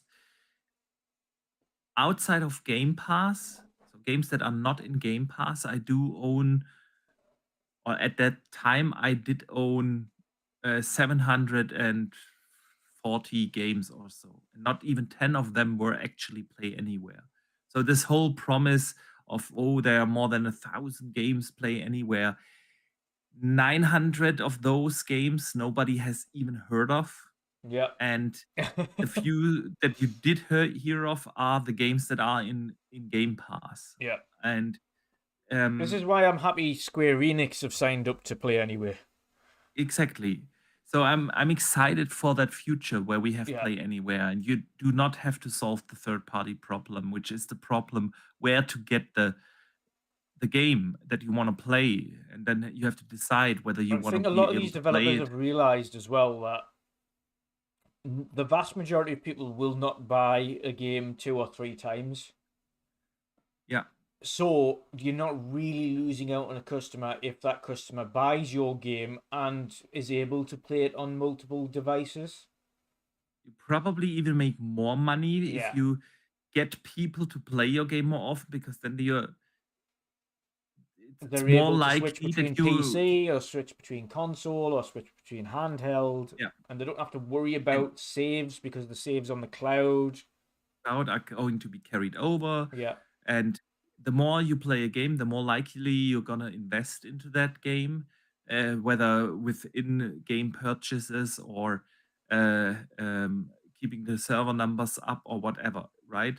And that's probably more worth than the handful of gamers that double dip on your game. Yeah. Yeah. So yeah. I mean, Square Enix are going to lose out on a customer from me because I always double and triple dip. So now I don't have to But worry you about only that. do that with the Final Fantasy games, right? Exactly. But that's what I'm saying now with Square Enix. I won't have to worry about that because I'll Yeah. have it on multiple. I won't have to buy it on PC and on Xbox and on, well, PlayStation. There's only like a handful of games that I've double dipped. This is, well, obviously the games like And The again, Witcher, which I need to preference this. I don't have to buy these things. It's just yeah, I choose to have my Final Fantasy collections everywhere so I can play my Final Fantasies whenever I want on whatever I want. So it's just been a thing that I've stuck to, and it's just because it's a franchise I grew up with. but you still have the problem of save files not carrying over. Yes, correct. Yeah. Correct. And that's the thing. That's the beauty of Play Anywhere, and I'm really glad that they once again emphasized this. Okay, we are here for Play Anywhere, and Xbox is the place to buy your games, because then you can just carry them from device A to B and not worry about saves, not worry about double dipping. It's a fantastic, consumer friendly move to go into that direction, and quite frankly, it's also probably the only chance that they have to at least try to rival Steam on PC. Because, well, let's be real, Steam basically has the monopoly. Yeah, and there's reasons for that. Steam. It's And first of there's all, reasons. they're charging There's good developers reasons. less. Yes. Second of all, they have deep sales and summer sales frequently, and game costs are, for the most part, cheaper than they are on any other platform. Yeah. So Agree. what the only way to combat that is to give an incentive to combat that. Exactly. And I think Play Anywhere definitely is a good incentive, especially for those people that transition from a console to handheld, or from a console to a PC, and maybe have both. And that is really, really a good thing. And they've, again, only shown games that are Play Anywhere. Not everything that they've shown is in Game Pass. Yeah. But everything is Play Anywhere. So that's really good stuff there. 007 was also in there. Yeah. And I can't help myself, but this game looks just good. Really good. It's like Uncharted meets Bond. And it does look really, really good. Cannot wait. also next year, early next year game. Yeah. Not a game I'll jump on Well, immediately. I've got to be honest. I'm if it continues to look that good, I'll probably get it day one. I really did enjoy Uncharted, and I feel like we haven't gotten such a game. I know I Tomb need Raider a was Tomb also. I need a Tomb Raider is what I need. I mean, they are working on one, I know. but And I it's gonna need be a that. while. Yeah.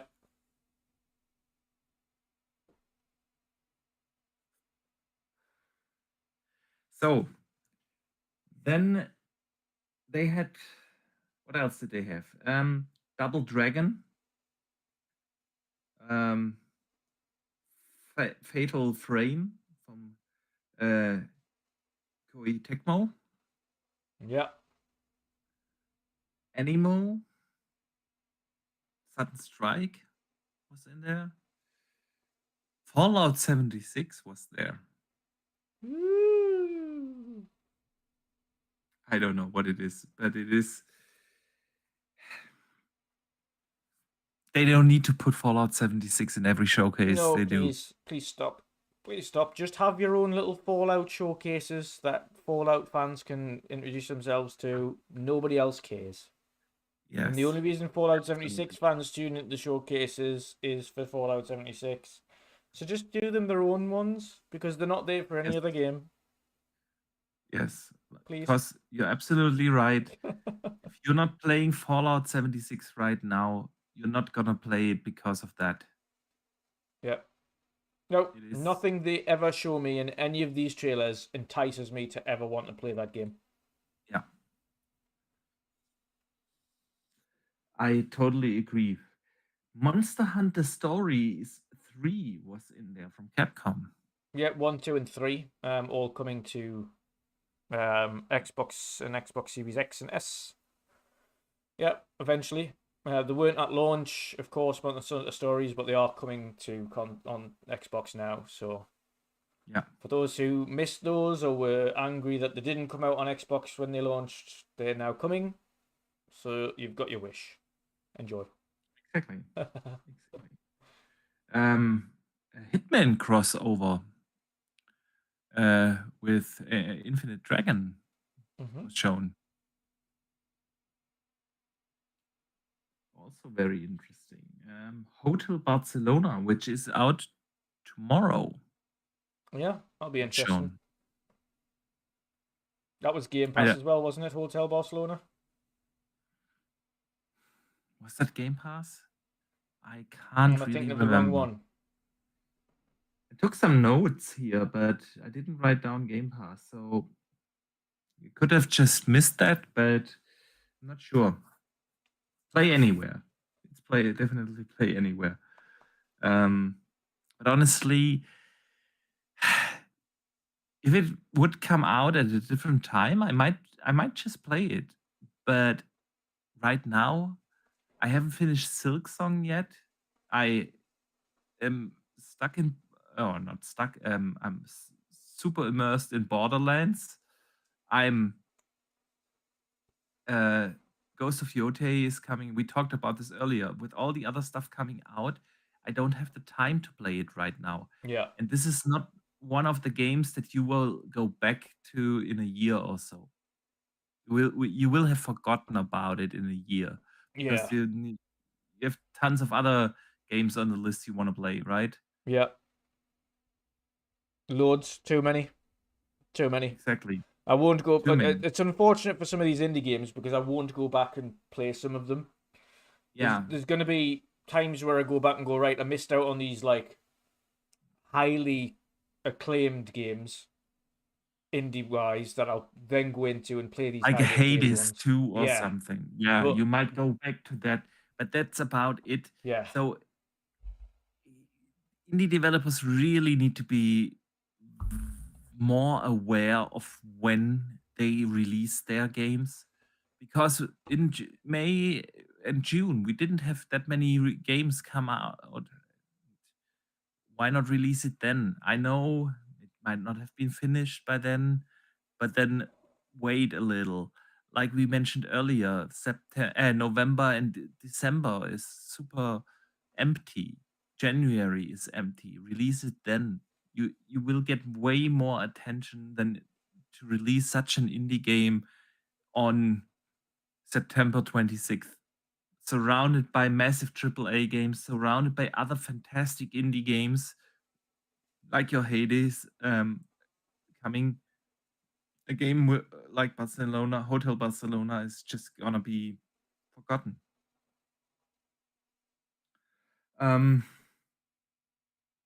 Then Sarah Bond came on stage and talked about the Asus ROG Xbox LE and LEX.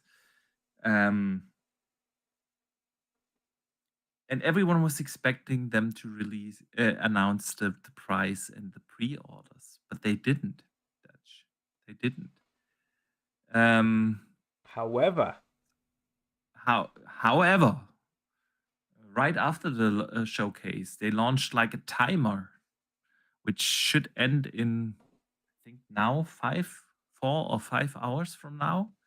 Was around 6 hours before we started the show, so yeah, we're almost 2 hours in, so it should be around 4 hours now. yeah, Until we see until the pre-orders start, and with that, of course, we will get the official price reveal. But then some stuff in the UK leaked. You've sent me a picture of a storefront from the UK that leaked the price, and then I went online and I saw tons of people posting on Twitter, all different kinds of stores, all from the UK. yeah. Something in the UK went wrong, Dutch. No, it went completely right. It was just everyone was finishing work and they went, I am absolutely not waiting another 6 hours to post this on social media. So let's update our shop now and tell everyone. It's like, well, okay, it might be a good time in the United States, but everywhere else, it's the middle of the night, right? When these pre-orders go live. However, the price that were leaked were 500 British pounds. Yeah. For the base LE and 800 British pounds for the LEX. LEX. Yeah, so 499 for the Ali and 799 for the X. Yes, exactly. So that would translate to roughly 600 euros and 900 euros. Yeah. Price tag, and usually euros and US dollars are the same. So I think it's a pretty safe guess that it is going to be $600 in Europe and the US and 900 for the X version. In Europe or mainland Europe and the United States. So pretty much in line with what we've been expecting. Right? Yeah. Now, Dutch, thoughts on this? Yeah, I'm not going to get one. Talking I'm not getting one at launch, but we've had a discussion before we started about because of how busy I am with work at the moment and how little time I'm getting after work, or mainly because when you come in, especially after work, sometimes you just can't be bothered to come and sit in front of a big screen. Like in here, this is my gaming den, as it were. If I was to come down and sit and relax in front of the TV and play a game, it's in here. Yeah. But when you've had a long day at work, often I've been at work for 11 or 12 hours. I come in and I'm knackered, and I've just been to the gym, I make food, and by the time I get sorted, it's already like 8:30, 9 o'clock at night, and I'm just like, ugh. I'm not gonna go and turn on, and then I'll stare at what I want to play or what I feel like playing. By the time I start playing something, I maybe's got an hour at most before I need to head to bed for work again. So I've been really playing. This is why I've been playing on the Switch so much, because I can whilst I'm waiting for food to cook in the oven or something like that, I can just play on that for half an hour, and then when I jump into bed, I can play on that for half an hour, and then I can just plonk it down on the side, and then boop, done, out. Yep. And so my want for a, not so much need, there isn't a need, but there's a want. My want for an AliX is increasing because of its.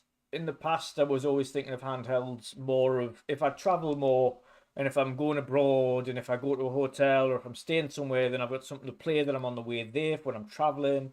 And when I get there, I won't touch it, but it's more for the travel time and the something to do whilst I'm traveling. But now it's becoming more of a convenience factor for when I just don't have the time in the house to sit in front Yeah. of a console and play games. At least I can just pick it up for half an hour, plonk it down, put it in rest mode, whatever it is, and just chill. And know that I don't have to worry about it. That's the one good thing about quick resume on Xbox or even on Switch. Like I can just press the power button on Switch and put it into sleep mode, and then take it out of sleep mode, and the game's exactly where I left it. I don't have to worry about saving it or anything like that because it won't close itself down. So I don't have to worry about any of that stuff. And so it's just a hyper convenience. So I'm definitely going to be picking up an AliX for the hyper convenience of being able to play more Xbox games when I don't have the time to sit in front of a big screen and play it. That's the thing, right? While I totally get your argument about the handheld gaming convenience, the Switch itself is limiting yourself towards the Switch games, right? Yeah.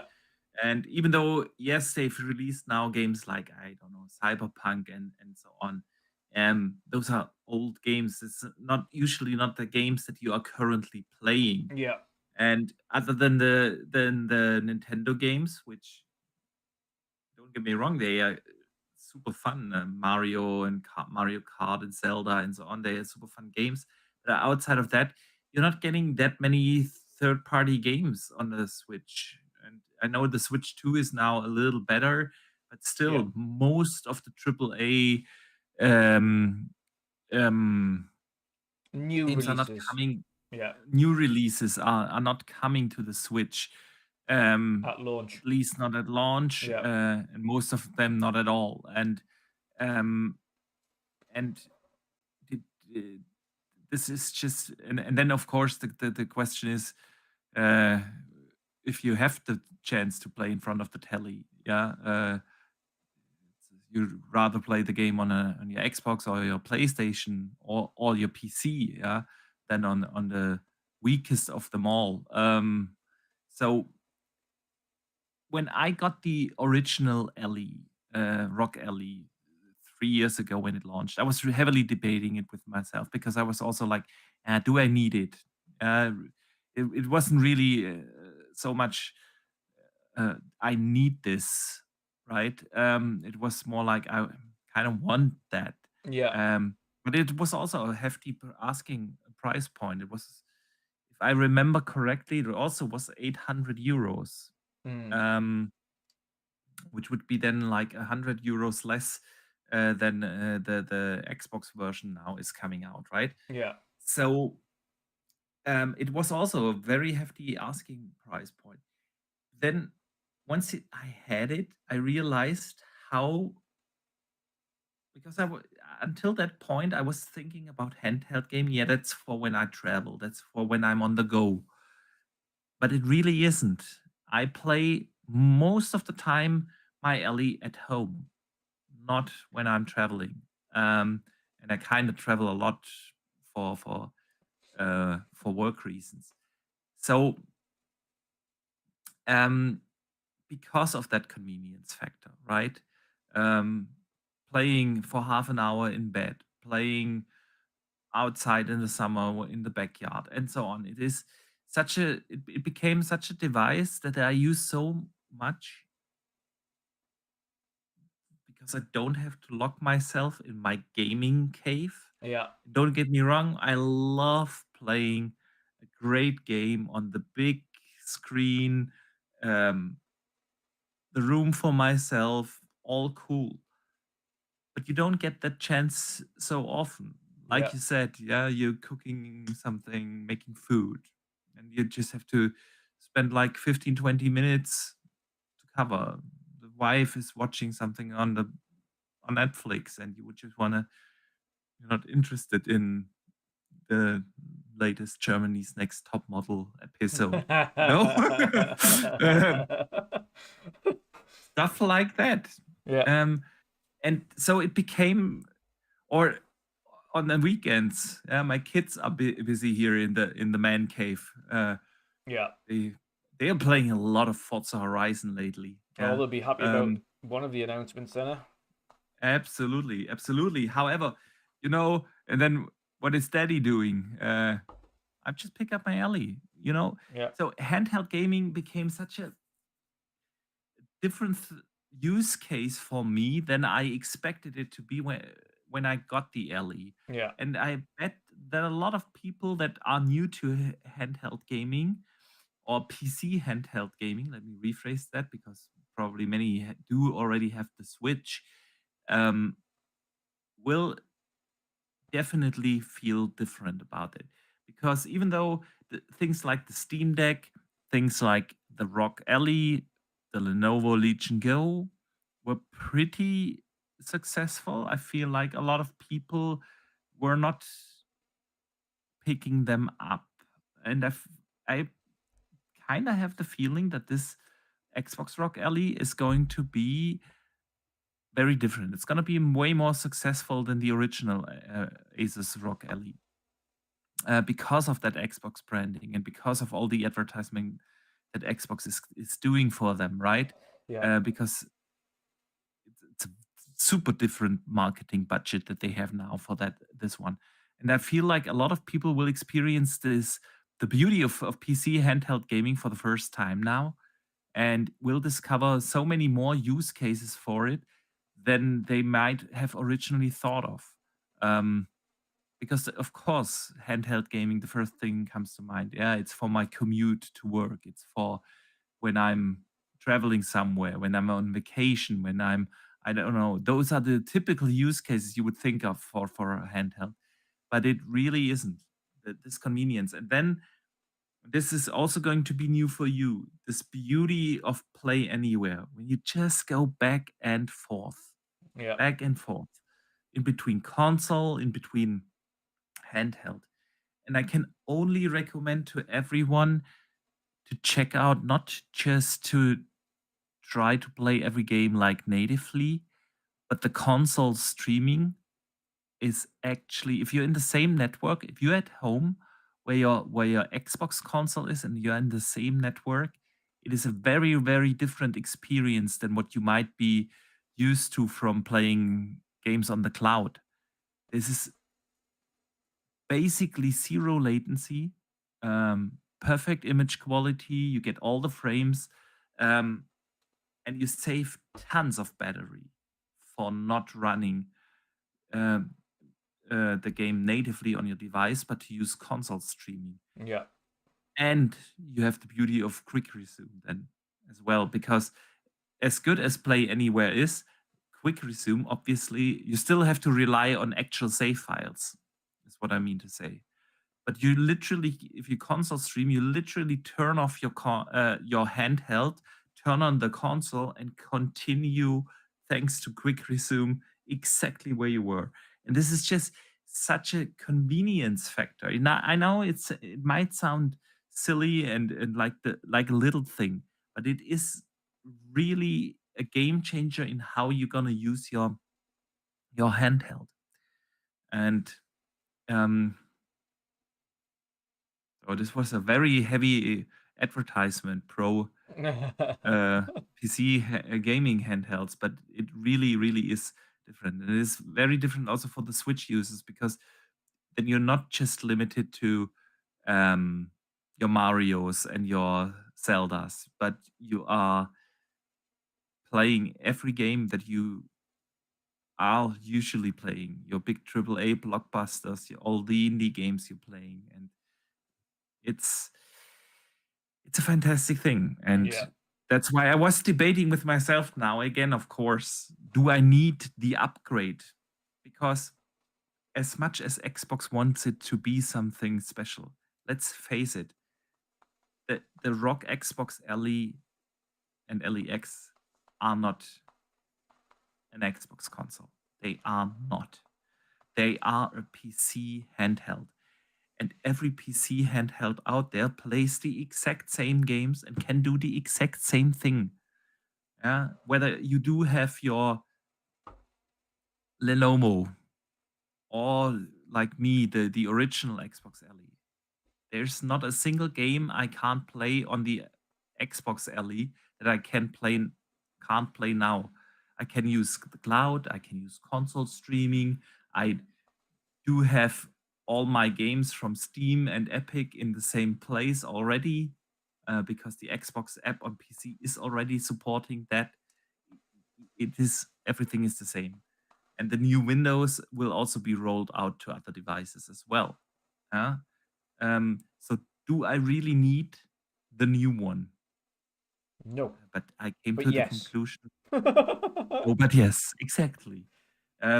Because of course I want The I want newest that and device best. for the better performance, the better battery, more RAM, and The better grips. the better grips, the controller-like Haptic. experience. That's enough for me to justify that new purchase. So I'll definitely pre-order one tonight. Well, I'll do it in the morning. I won't pre-order one, but I will say I'm going to probably pick, again, same thing. I don't really have the time to be doing it properly or setting it up or playing loads of big games and things before this December period. So I'm going to probably get mine end of November, and then in December I can enjoy it and really dig into it and appreciate it properly. But yeah, Yes. I'll be picking one up. The AliX for me, not the regular Ali. If I'm going to do it, I'm going to do it properly. I've said to you this before the show. Asus has done this exact same thing with the original Ali, right? There was the cheaper version for $500-600 something, that had the Z1 chip, and then they had the expensive version with the Z1 Extreme chip. So it's the Xbox LEX and the LES thing. They already had that with the original LE, exact same thing. Yeah.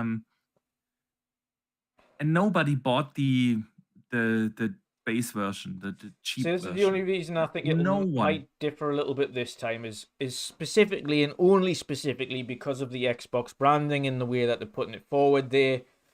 With it more being focused on trying to push it to the masses, I think maybe some of the younger audience will end up picking up the cheaper version that maybe their parents' budget stretches to if they want a handheld. Because if you have a look at the pricing model for like the Steam Deck, that's more in the ballpark figure of the pricing model for the regular Ali and the Switch.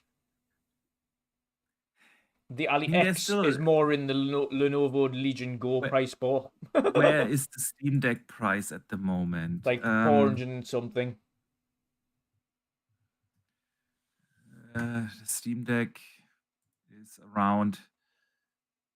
What does it say? I mean the 256 gig version starts at 330 euros. See what I mean? Yeah, and if you want to get the OLED one with 512 gigs, you're at 570. Yeah. So that's what I'm saying. So it's like that kind of ballpark figure. And the Steam Deck was super popular. Steam Deck ballpark, yes, but well, if the LEX and it looks like it's gonna be 600 euros, is still 200 euros more expensive than the Switch, and so I wouldn't put it in the same ballpark as the Switch. However, I don't think, and that's why I'm saying a 600 euro device is not for the casual gamers. The target audience for these devices are not the casual gamers. No, but it's because I think my main thing is because of the Xbox branding. I foresee more of the not specifically casual, but like younger gaming audience that can't afford the big be-all, end-all boss version, or their parents can't afford to fork out $800-900 on a on a big old version that will get the but lower model. I don't think that a lot of the younger people are going to get that. They do have their iPhones or tablets for that kind of gaming. So I wonder, maybe I'm wrong here. But since I feel like the target audience of this is the more hardcore gaming community. The more hardcore gaming community, nobody is going to buy the LES. I'm going to call it the LES. Yeah, that's pretty much what it is. Yeah. Yes. And everyone's going to get the LEX. So yeah. Dustin in the chat says $1,000 after tax for a handheld is wild. Yeah, that's what I'm saying. These devices are not cheap. They are not the impulse buy. They are they're the audience, even the base version is not targeting a casual audience. So, but I still feel this is going to be a pretty successful thing. Yeah. The hype around it is really big, for good reason. It's going to be a great experience to play games, and I'll definitely going to pre-order one. But the countdown is ending in the middle of the night, so I'll be doing that first thing in the morning. Yeah.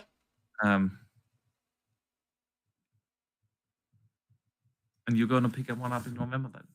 Yeah, end of November. And it's only 2 weeks, or what now? Yeah, 3 weeks until it comes out, man. It really isn't far away. It's going to happen really soon. And you'll have FOMO and not wait till Monday. I'll cope with the Switch till then. It's fine. There you go. There you go. All right, let's continue with the Xbox Tokyo Showcase. Yes. Dragon Quest 1 and 2 remake was announced. Was it announced? I'm pretty sure that was announced previously anyway, wasn't it? Was that already announced? Yeah, 100%. Anyway, it was in the showcase. Yeah. And since it is Play Anywhere, I might just give that a go. I've never been really into the Dragon Quest franchise. You know why I haven't been? Tell me. Because of the horrific English accents they put on these characters. No, that wasn't it for me. I remember playing Dragon Quest. I think it was 10 or something, the most recent one, or 11. And the voice acting, because it was in Game Pass for a little bit or something. I can't remember what it was. And I played it, and the voice acting, I was just like, nope. I was like, nope. Turn it off. No, can't deal with it. See, for me, it was more like... It was like over the top, like... played them. Like, proper, like, governor kind of British accent. I was like, no, that's like what you think a British person sounds like kind of accent, not actually a British accent. I'm like, yeah. Nope. Can't do it.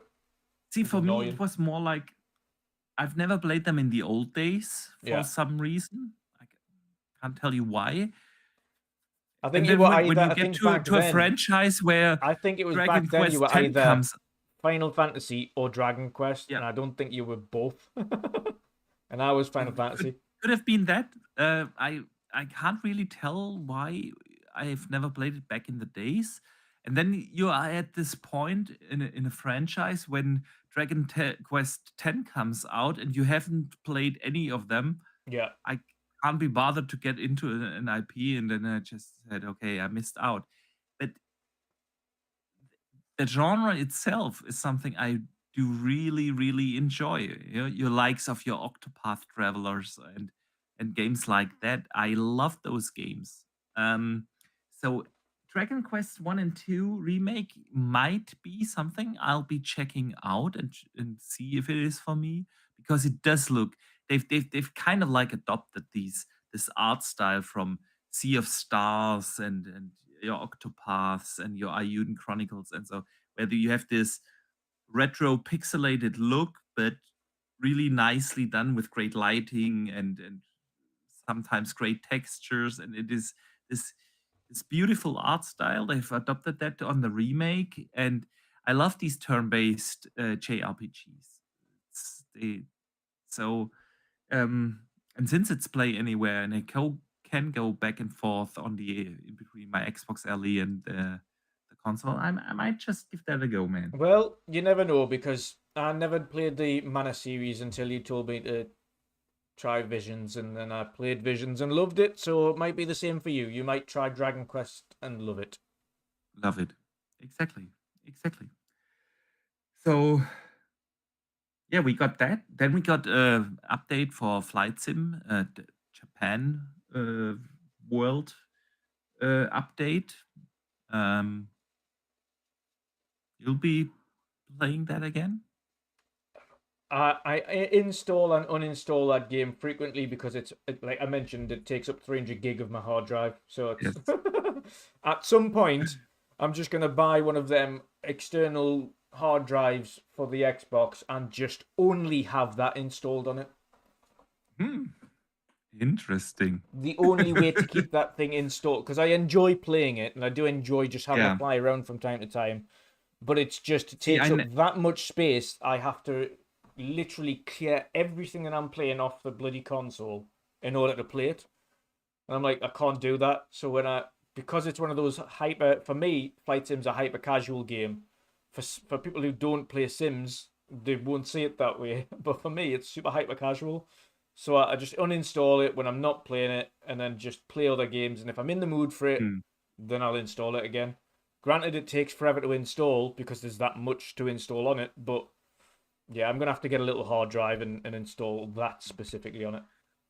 Can you do it like I do it? I have like an external USB drive, an SSD, external regular SSD, and you can't play the games off of it, but you don't have to re-download everything. And so the games I never uninstall, games like, you just The Witcher transfer to and from. I transfer it, and it takes like a minute or so to transfer the game from the internal to the external SSD. And I feel that's a very good trade-off for not buying this super expensive SSD storage thing from Xbox. I mean, I'd only get the smallest one. I would never get the big one. I'd just get the terabit one or whatever the hell it is. And you can get them on sale these days, so I'll just find one on sale at some point and just plug it in and literally only have that installed. Or maybe it's that and Forza Horizon or something, games that take up multiple hundreds of gigs. That's one of the modern problems, isn't it? The first world problems of gaming these days. There's so many games that are over 150 gig now. True that. First world problem. Yeah. Romancing Saga out today. Yeah, it's one of these JRPGs that are not for us. Yeah, definitely not. Star Island, Evil Bune is what I wrote on. Is that true? Which was super way out, announced for 27. Then they had Ninja Gaiden again. I mean, obviously that had to be in there, but it's also one of these games where I feel like I've seen enough. Yeah, I've seen enough. I just want to play the game. Then Mistfall Hunter was announced. Call of Duty was in there. They talked about this one Japanese-inspired map for way too long. Yeah, as they always do. As they always do. So yeah, I don't know. Call of Duty Black Ops 7 is. We mentioned it earlier. It's not gonna be. Yeah, I'm not really bothered about it. I'm probably gonna forget that it's out. Yeah. All right, and then we got the big one. But before we talk about that, let me shout out Sith Lord, who sends in a super chat So thank you so much for the support. And he says his son is 11. He has a Steam Deck OLED and always plays it 24/7. Yeah, I mean, again, handheld gaming is absolutely awesome. Especially with the younger audience, it's the handheld tablet-y kind of thing where it's you just walk True. around with it and That is true, and it does solve a problem of parents. So I'm kind of, call me old-fashioned, but I don't want to have my kids their own TV in their rooms.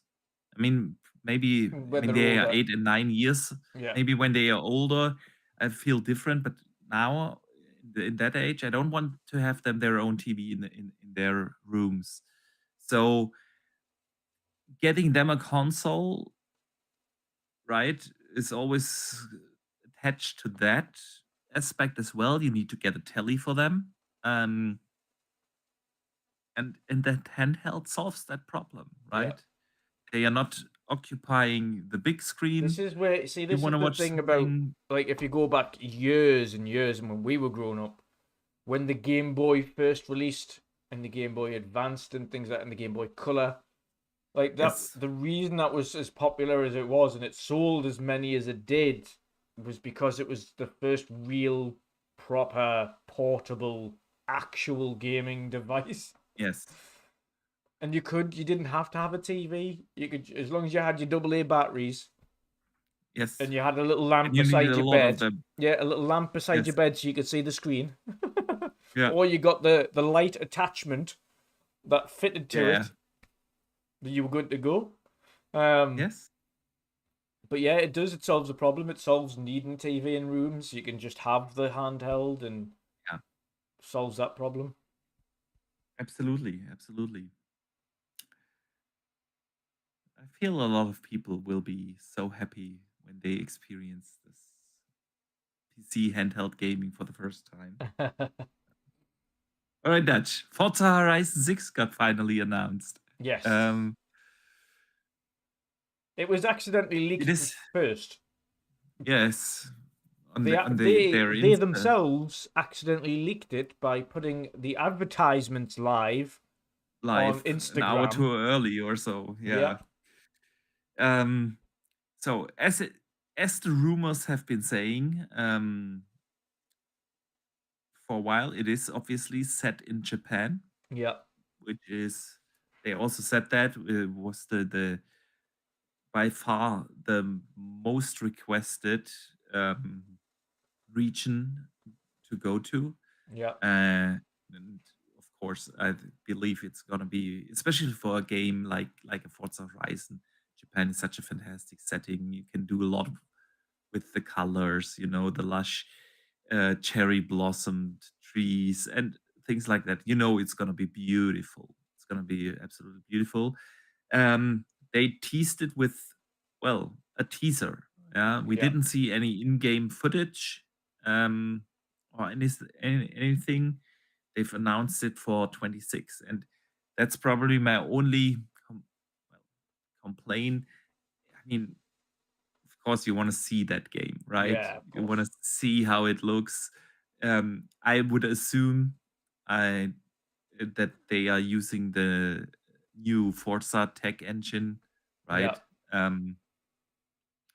For the first time in a Forza Horizon game. I want to see what Playground is doing with that new engine in Forza Horizon 6. Yeah. So yeah, it was pretty much a teaser trailer, and we still have yet to see how good it will actually look. But I'm excited for Forza Horizon 6 to come back. I mean, next year it's gonna be what? When did 5 came out? I want to say 22, right? It's gonna Yeah. be at least 4 years, or was that 21? Even. I think it was 21. Didn't it came out the same year as? Okay, As let the me Google. lawn? No, it was maybe it's 22. 21. So Was it next year it's 21? gonna be 5 years. Yeah, it came out the same year like Halo Infinite. And it was 21, a year after the console launched. Because 22 was the year where they didn't have any games at all. Right. Okay. So anyway, I mean that's what then 5 years in between the two Forza Horizon games. So I'm looking forward to that. And obviously that's going to be a massive year for them next year. I mean, they're celebrating 25 years of Xbox next year, along with Forza Horizon, along with Gears, along with Fable and Halo. It's going to be amazing for these original IPs. Yeah, they actually spoke a little bit more about Forza Horizon 6 in a blog post as well. Obviously, it is launching on Xbox and Steam first, and then later on PlayStation 5. One of the things that they mentioned, of course, is that obviously because of the car culture in Japan, and I was trying to find the article there, but there's kind of a very different kind of car culture in Japan, and it's a very big car culture. It ranges from everything, the minivans to drifting and real racing, but obviously there's a hyper customization in Japan of cars and vehicles that isn't really as prevalent anywhere else in the world. Yes. And there's like a big community around it there, so that is something that will feature in Forza Horizon 6. Now, if you know about anything to do with even if you, it sounds silly, watch the likes of Tokyo Drift, etc., they kind of give you a glimpse into the car culture, as it were, with ridiculous customization, whether it be like LED lights under the car, and as you saw in the early Need for Speed days, where you could put your LED lights and your low lights under the car and things like that, and have mad painting and silly white body kits and things like that. There's going to be some hyper customization around it, but there's obviously going to be different seasons again. And obviously the seasons in Japan are different to the seasons in Europe, as were the seasons in Mexico different to seasons in Europe, and so on and so forth. So there's going to be differentiators there, but ultimately being on a new engine, having a whole host of new cars, new customization capabilities. We'll have to see how they've expanded the game in itself and how that's grown. Is hopefully That's what I'm still hoping for, that we Yeah. get like motorbikes or something, something new, something that we different. didn't have in a Forza game Yeah. before. Still hoping for that. But yeah, man, Forza Horizon's gonna be awesome. But they also said we'll see it early next year, more about it early next year, which means Xbox Direct. Yeah, in January we will see. Yeah, we'll see it January. Gameplay reveal. A proper reveal, gameplay reveal. And probably Fable. I feel like Fable is still not a holiday 26 game. Fable is gonna be first half. Yeah, I think that's first half of 26. March, April. And then they kind of also have to do like a reveal of that game in well, they have revealed it already, but you know what I mean. Yeah. With proper continued gameplay and then a little explanation on what the game's going to be in the developer direct in January. And then it's going to be April, March. They will not release it right after GTA 6 or anywhere close to that. So yeah, next year it's gonna be massive, man, massive. Dutch, let us move to the community questions. Yes.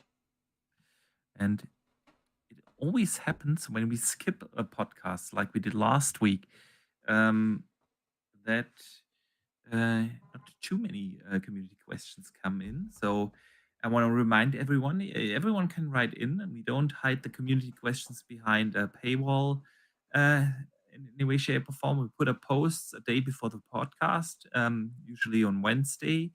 You can write in on YouTube. You can write in on X, on Blue Sky, everywhere. And so did Bamboon 2 this week. And he asks this. Hey chaps, what bloated game would still be worth its release date asking price if you had the power to change it? What was that? So he asks this: what bloated game would still be worth its release date asking price if you had the power to change it? It depends on what you class as bloated as well. Yeah, that's my first initial thought was games like Assassin's Creed Shadows this year. A lot of people complain about this game being bloated.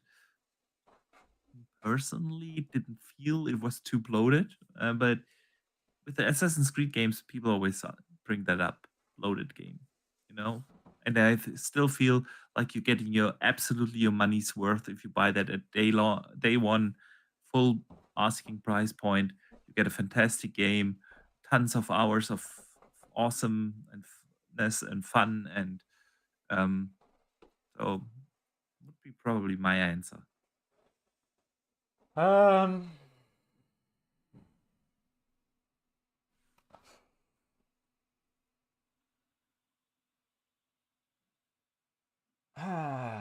It depends, because it's always. This is definitely opinion based, because we can all agree to disagree on things. Yes. I thoroughly enjoyed Assassin's Creed Valhalla, and I'd probably still have paid the same amount for Valhalla as it was. But everyone's got a favorite Assassin's Creed game that they like to play, and Valhalla was one of mine. But I understood it was bloated, and there was a lot to it that people didn't want to do. But I thoroughly enjoyed the game for what it was. Played all the way through it. I've got the DLCs. I haven't played them, but that's because there's so much stuff's happened since it released, and the DLCs released months after. I just never got around to going back and playing the DLCs.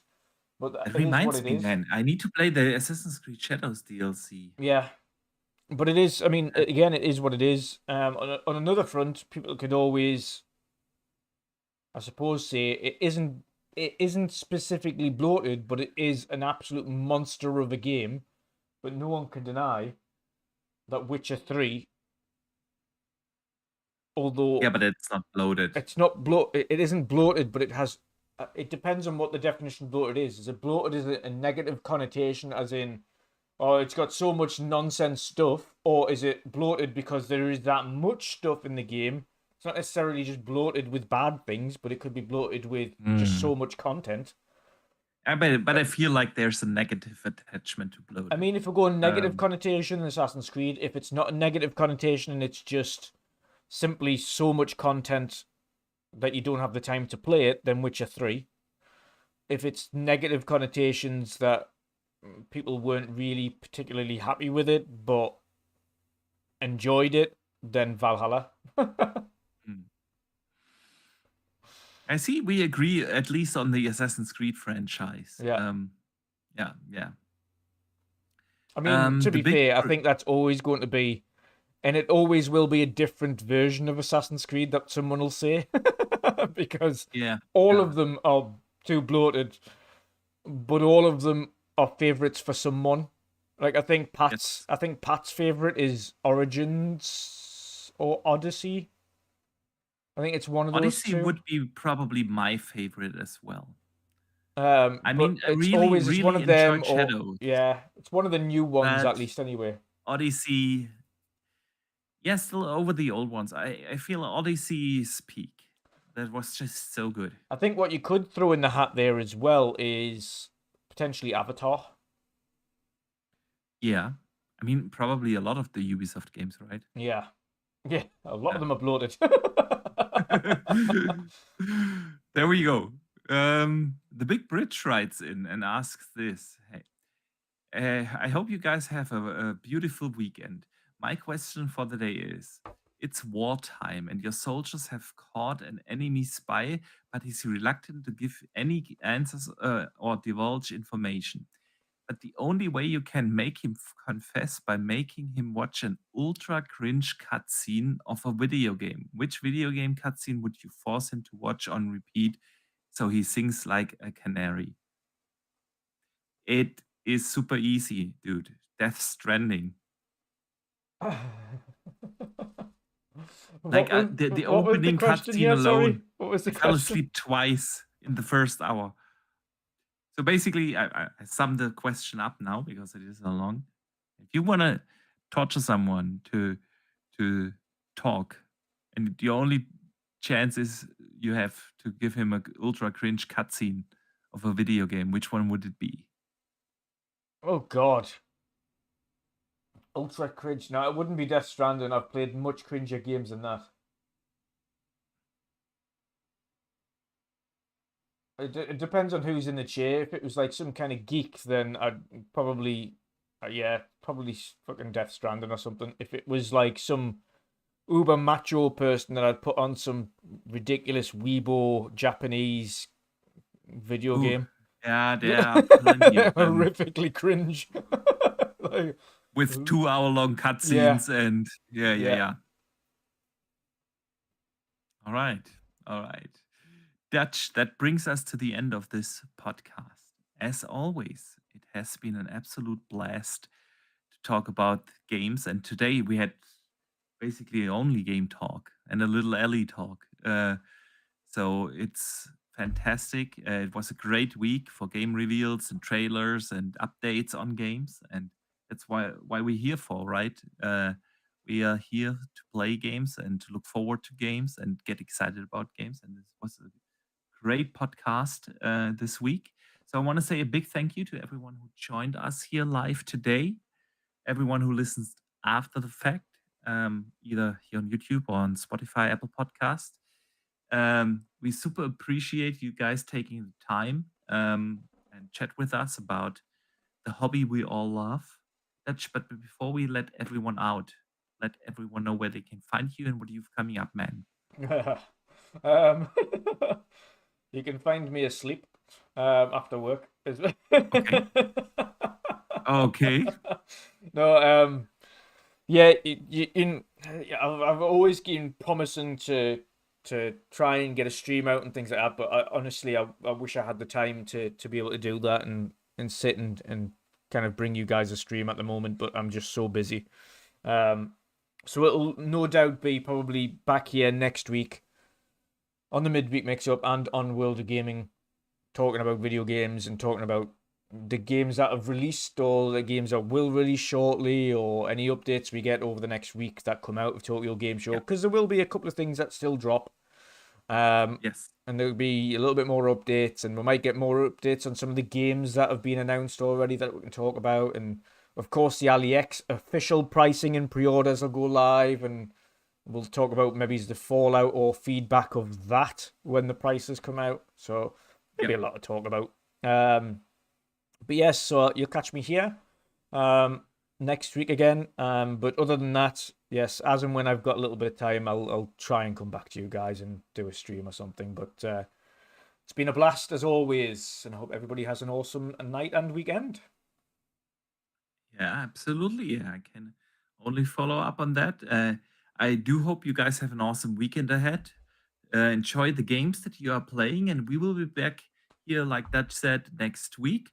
Until then, enjoy your gaming. We see you guys around, and don't forget to game on.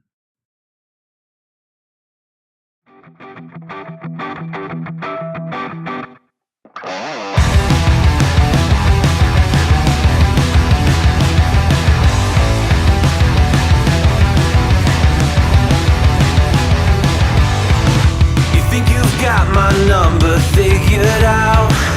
A motive born in drought and brevity. And if I'm not the soul of your design, I blatantly decline your remedy. Don't box me in. Don't, or I'll leave. I'd rather be a dreamer, I'd rather be free, I'd rather be a leader, I'd rather be a queen, I'd rather be a singer in a trashy cover band.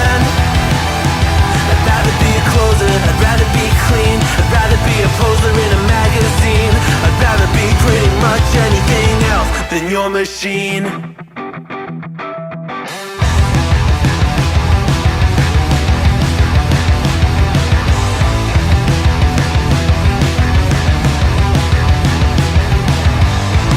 I wasn't always just a single shade, a palette full of gray in reverie. And I can burn it brighter than the sun. I have a golden gun inside of me. Don't box me in, don't, or I'll leave. I'd rather be a dreamer, I'd rather be free, I'd rather be a leader, I'd rather be a queen, I'd rather be a singer in a trashy cover band. I'd rather be a closer, I'd rather be clean, I'd rather be a poser in a magazine, I'd rather be pretty much anything else. And if I fall behind, ignoring all the signs, and if I lose the fight, I still rage against the night.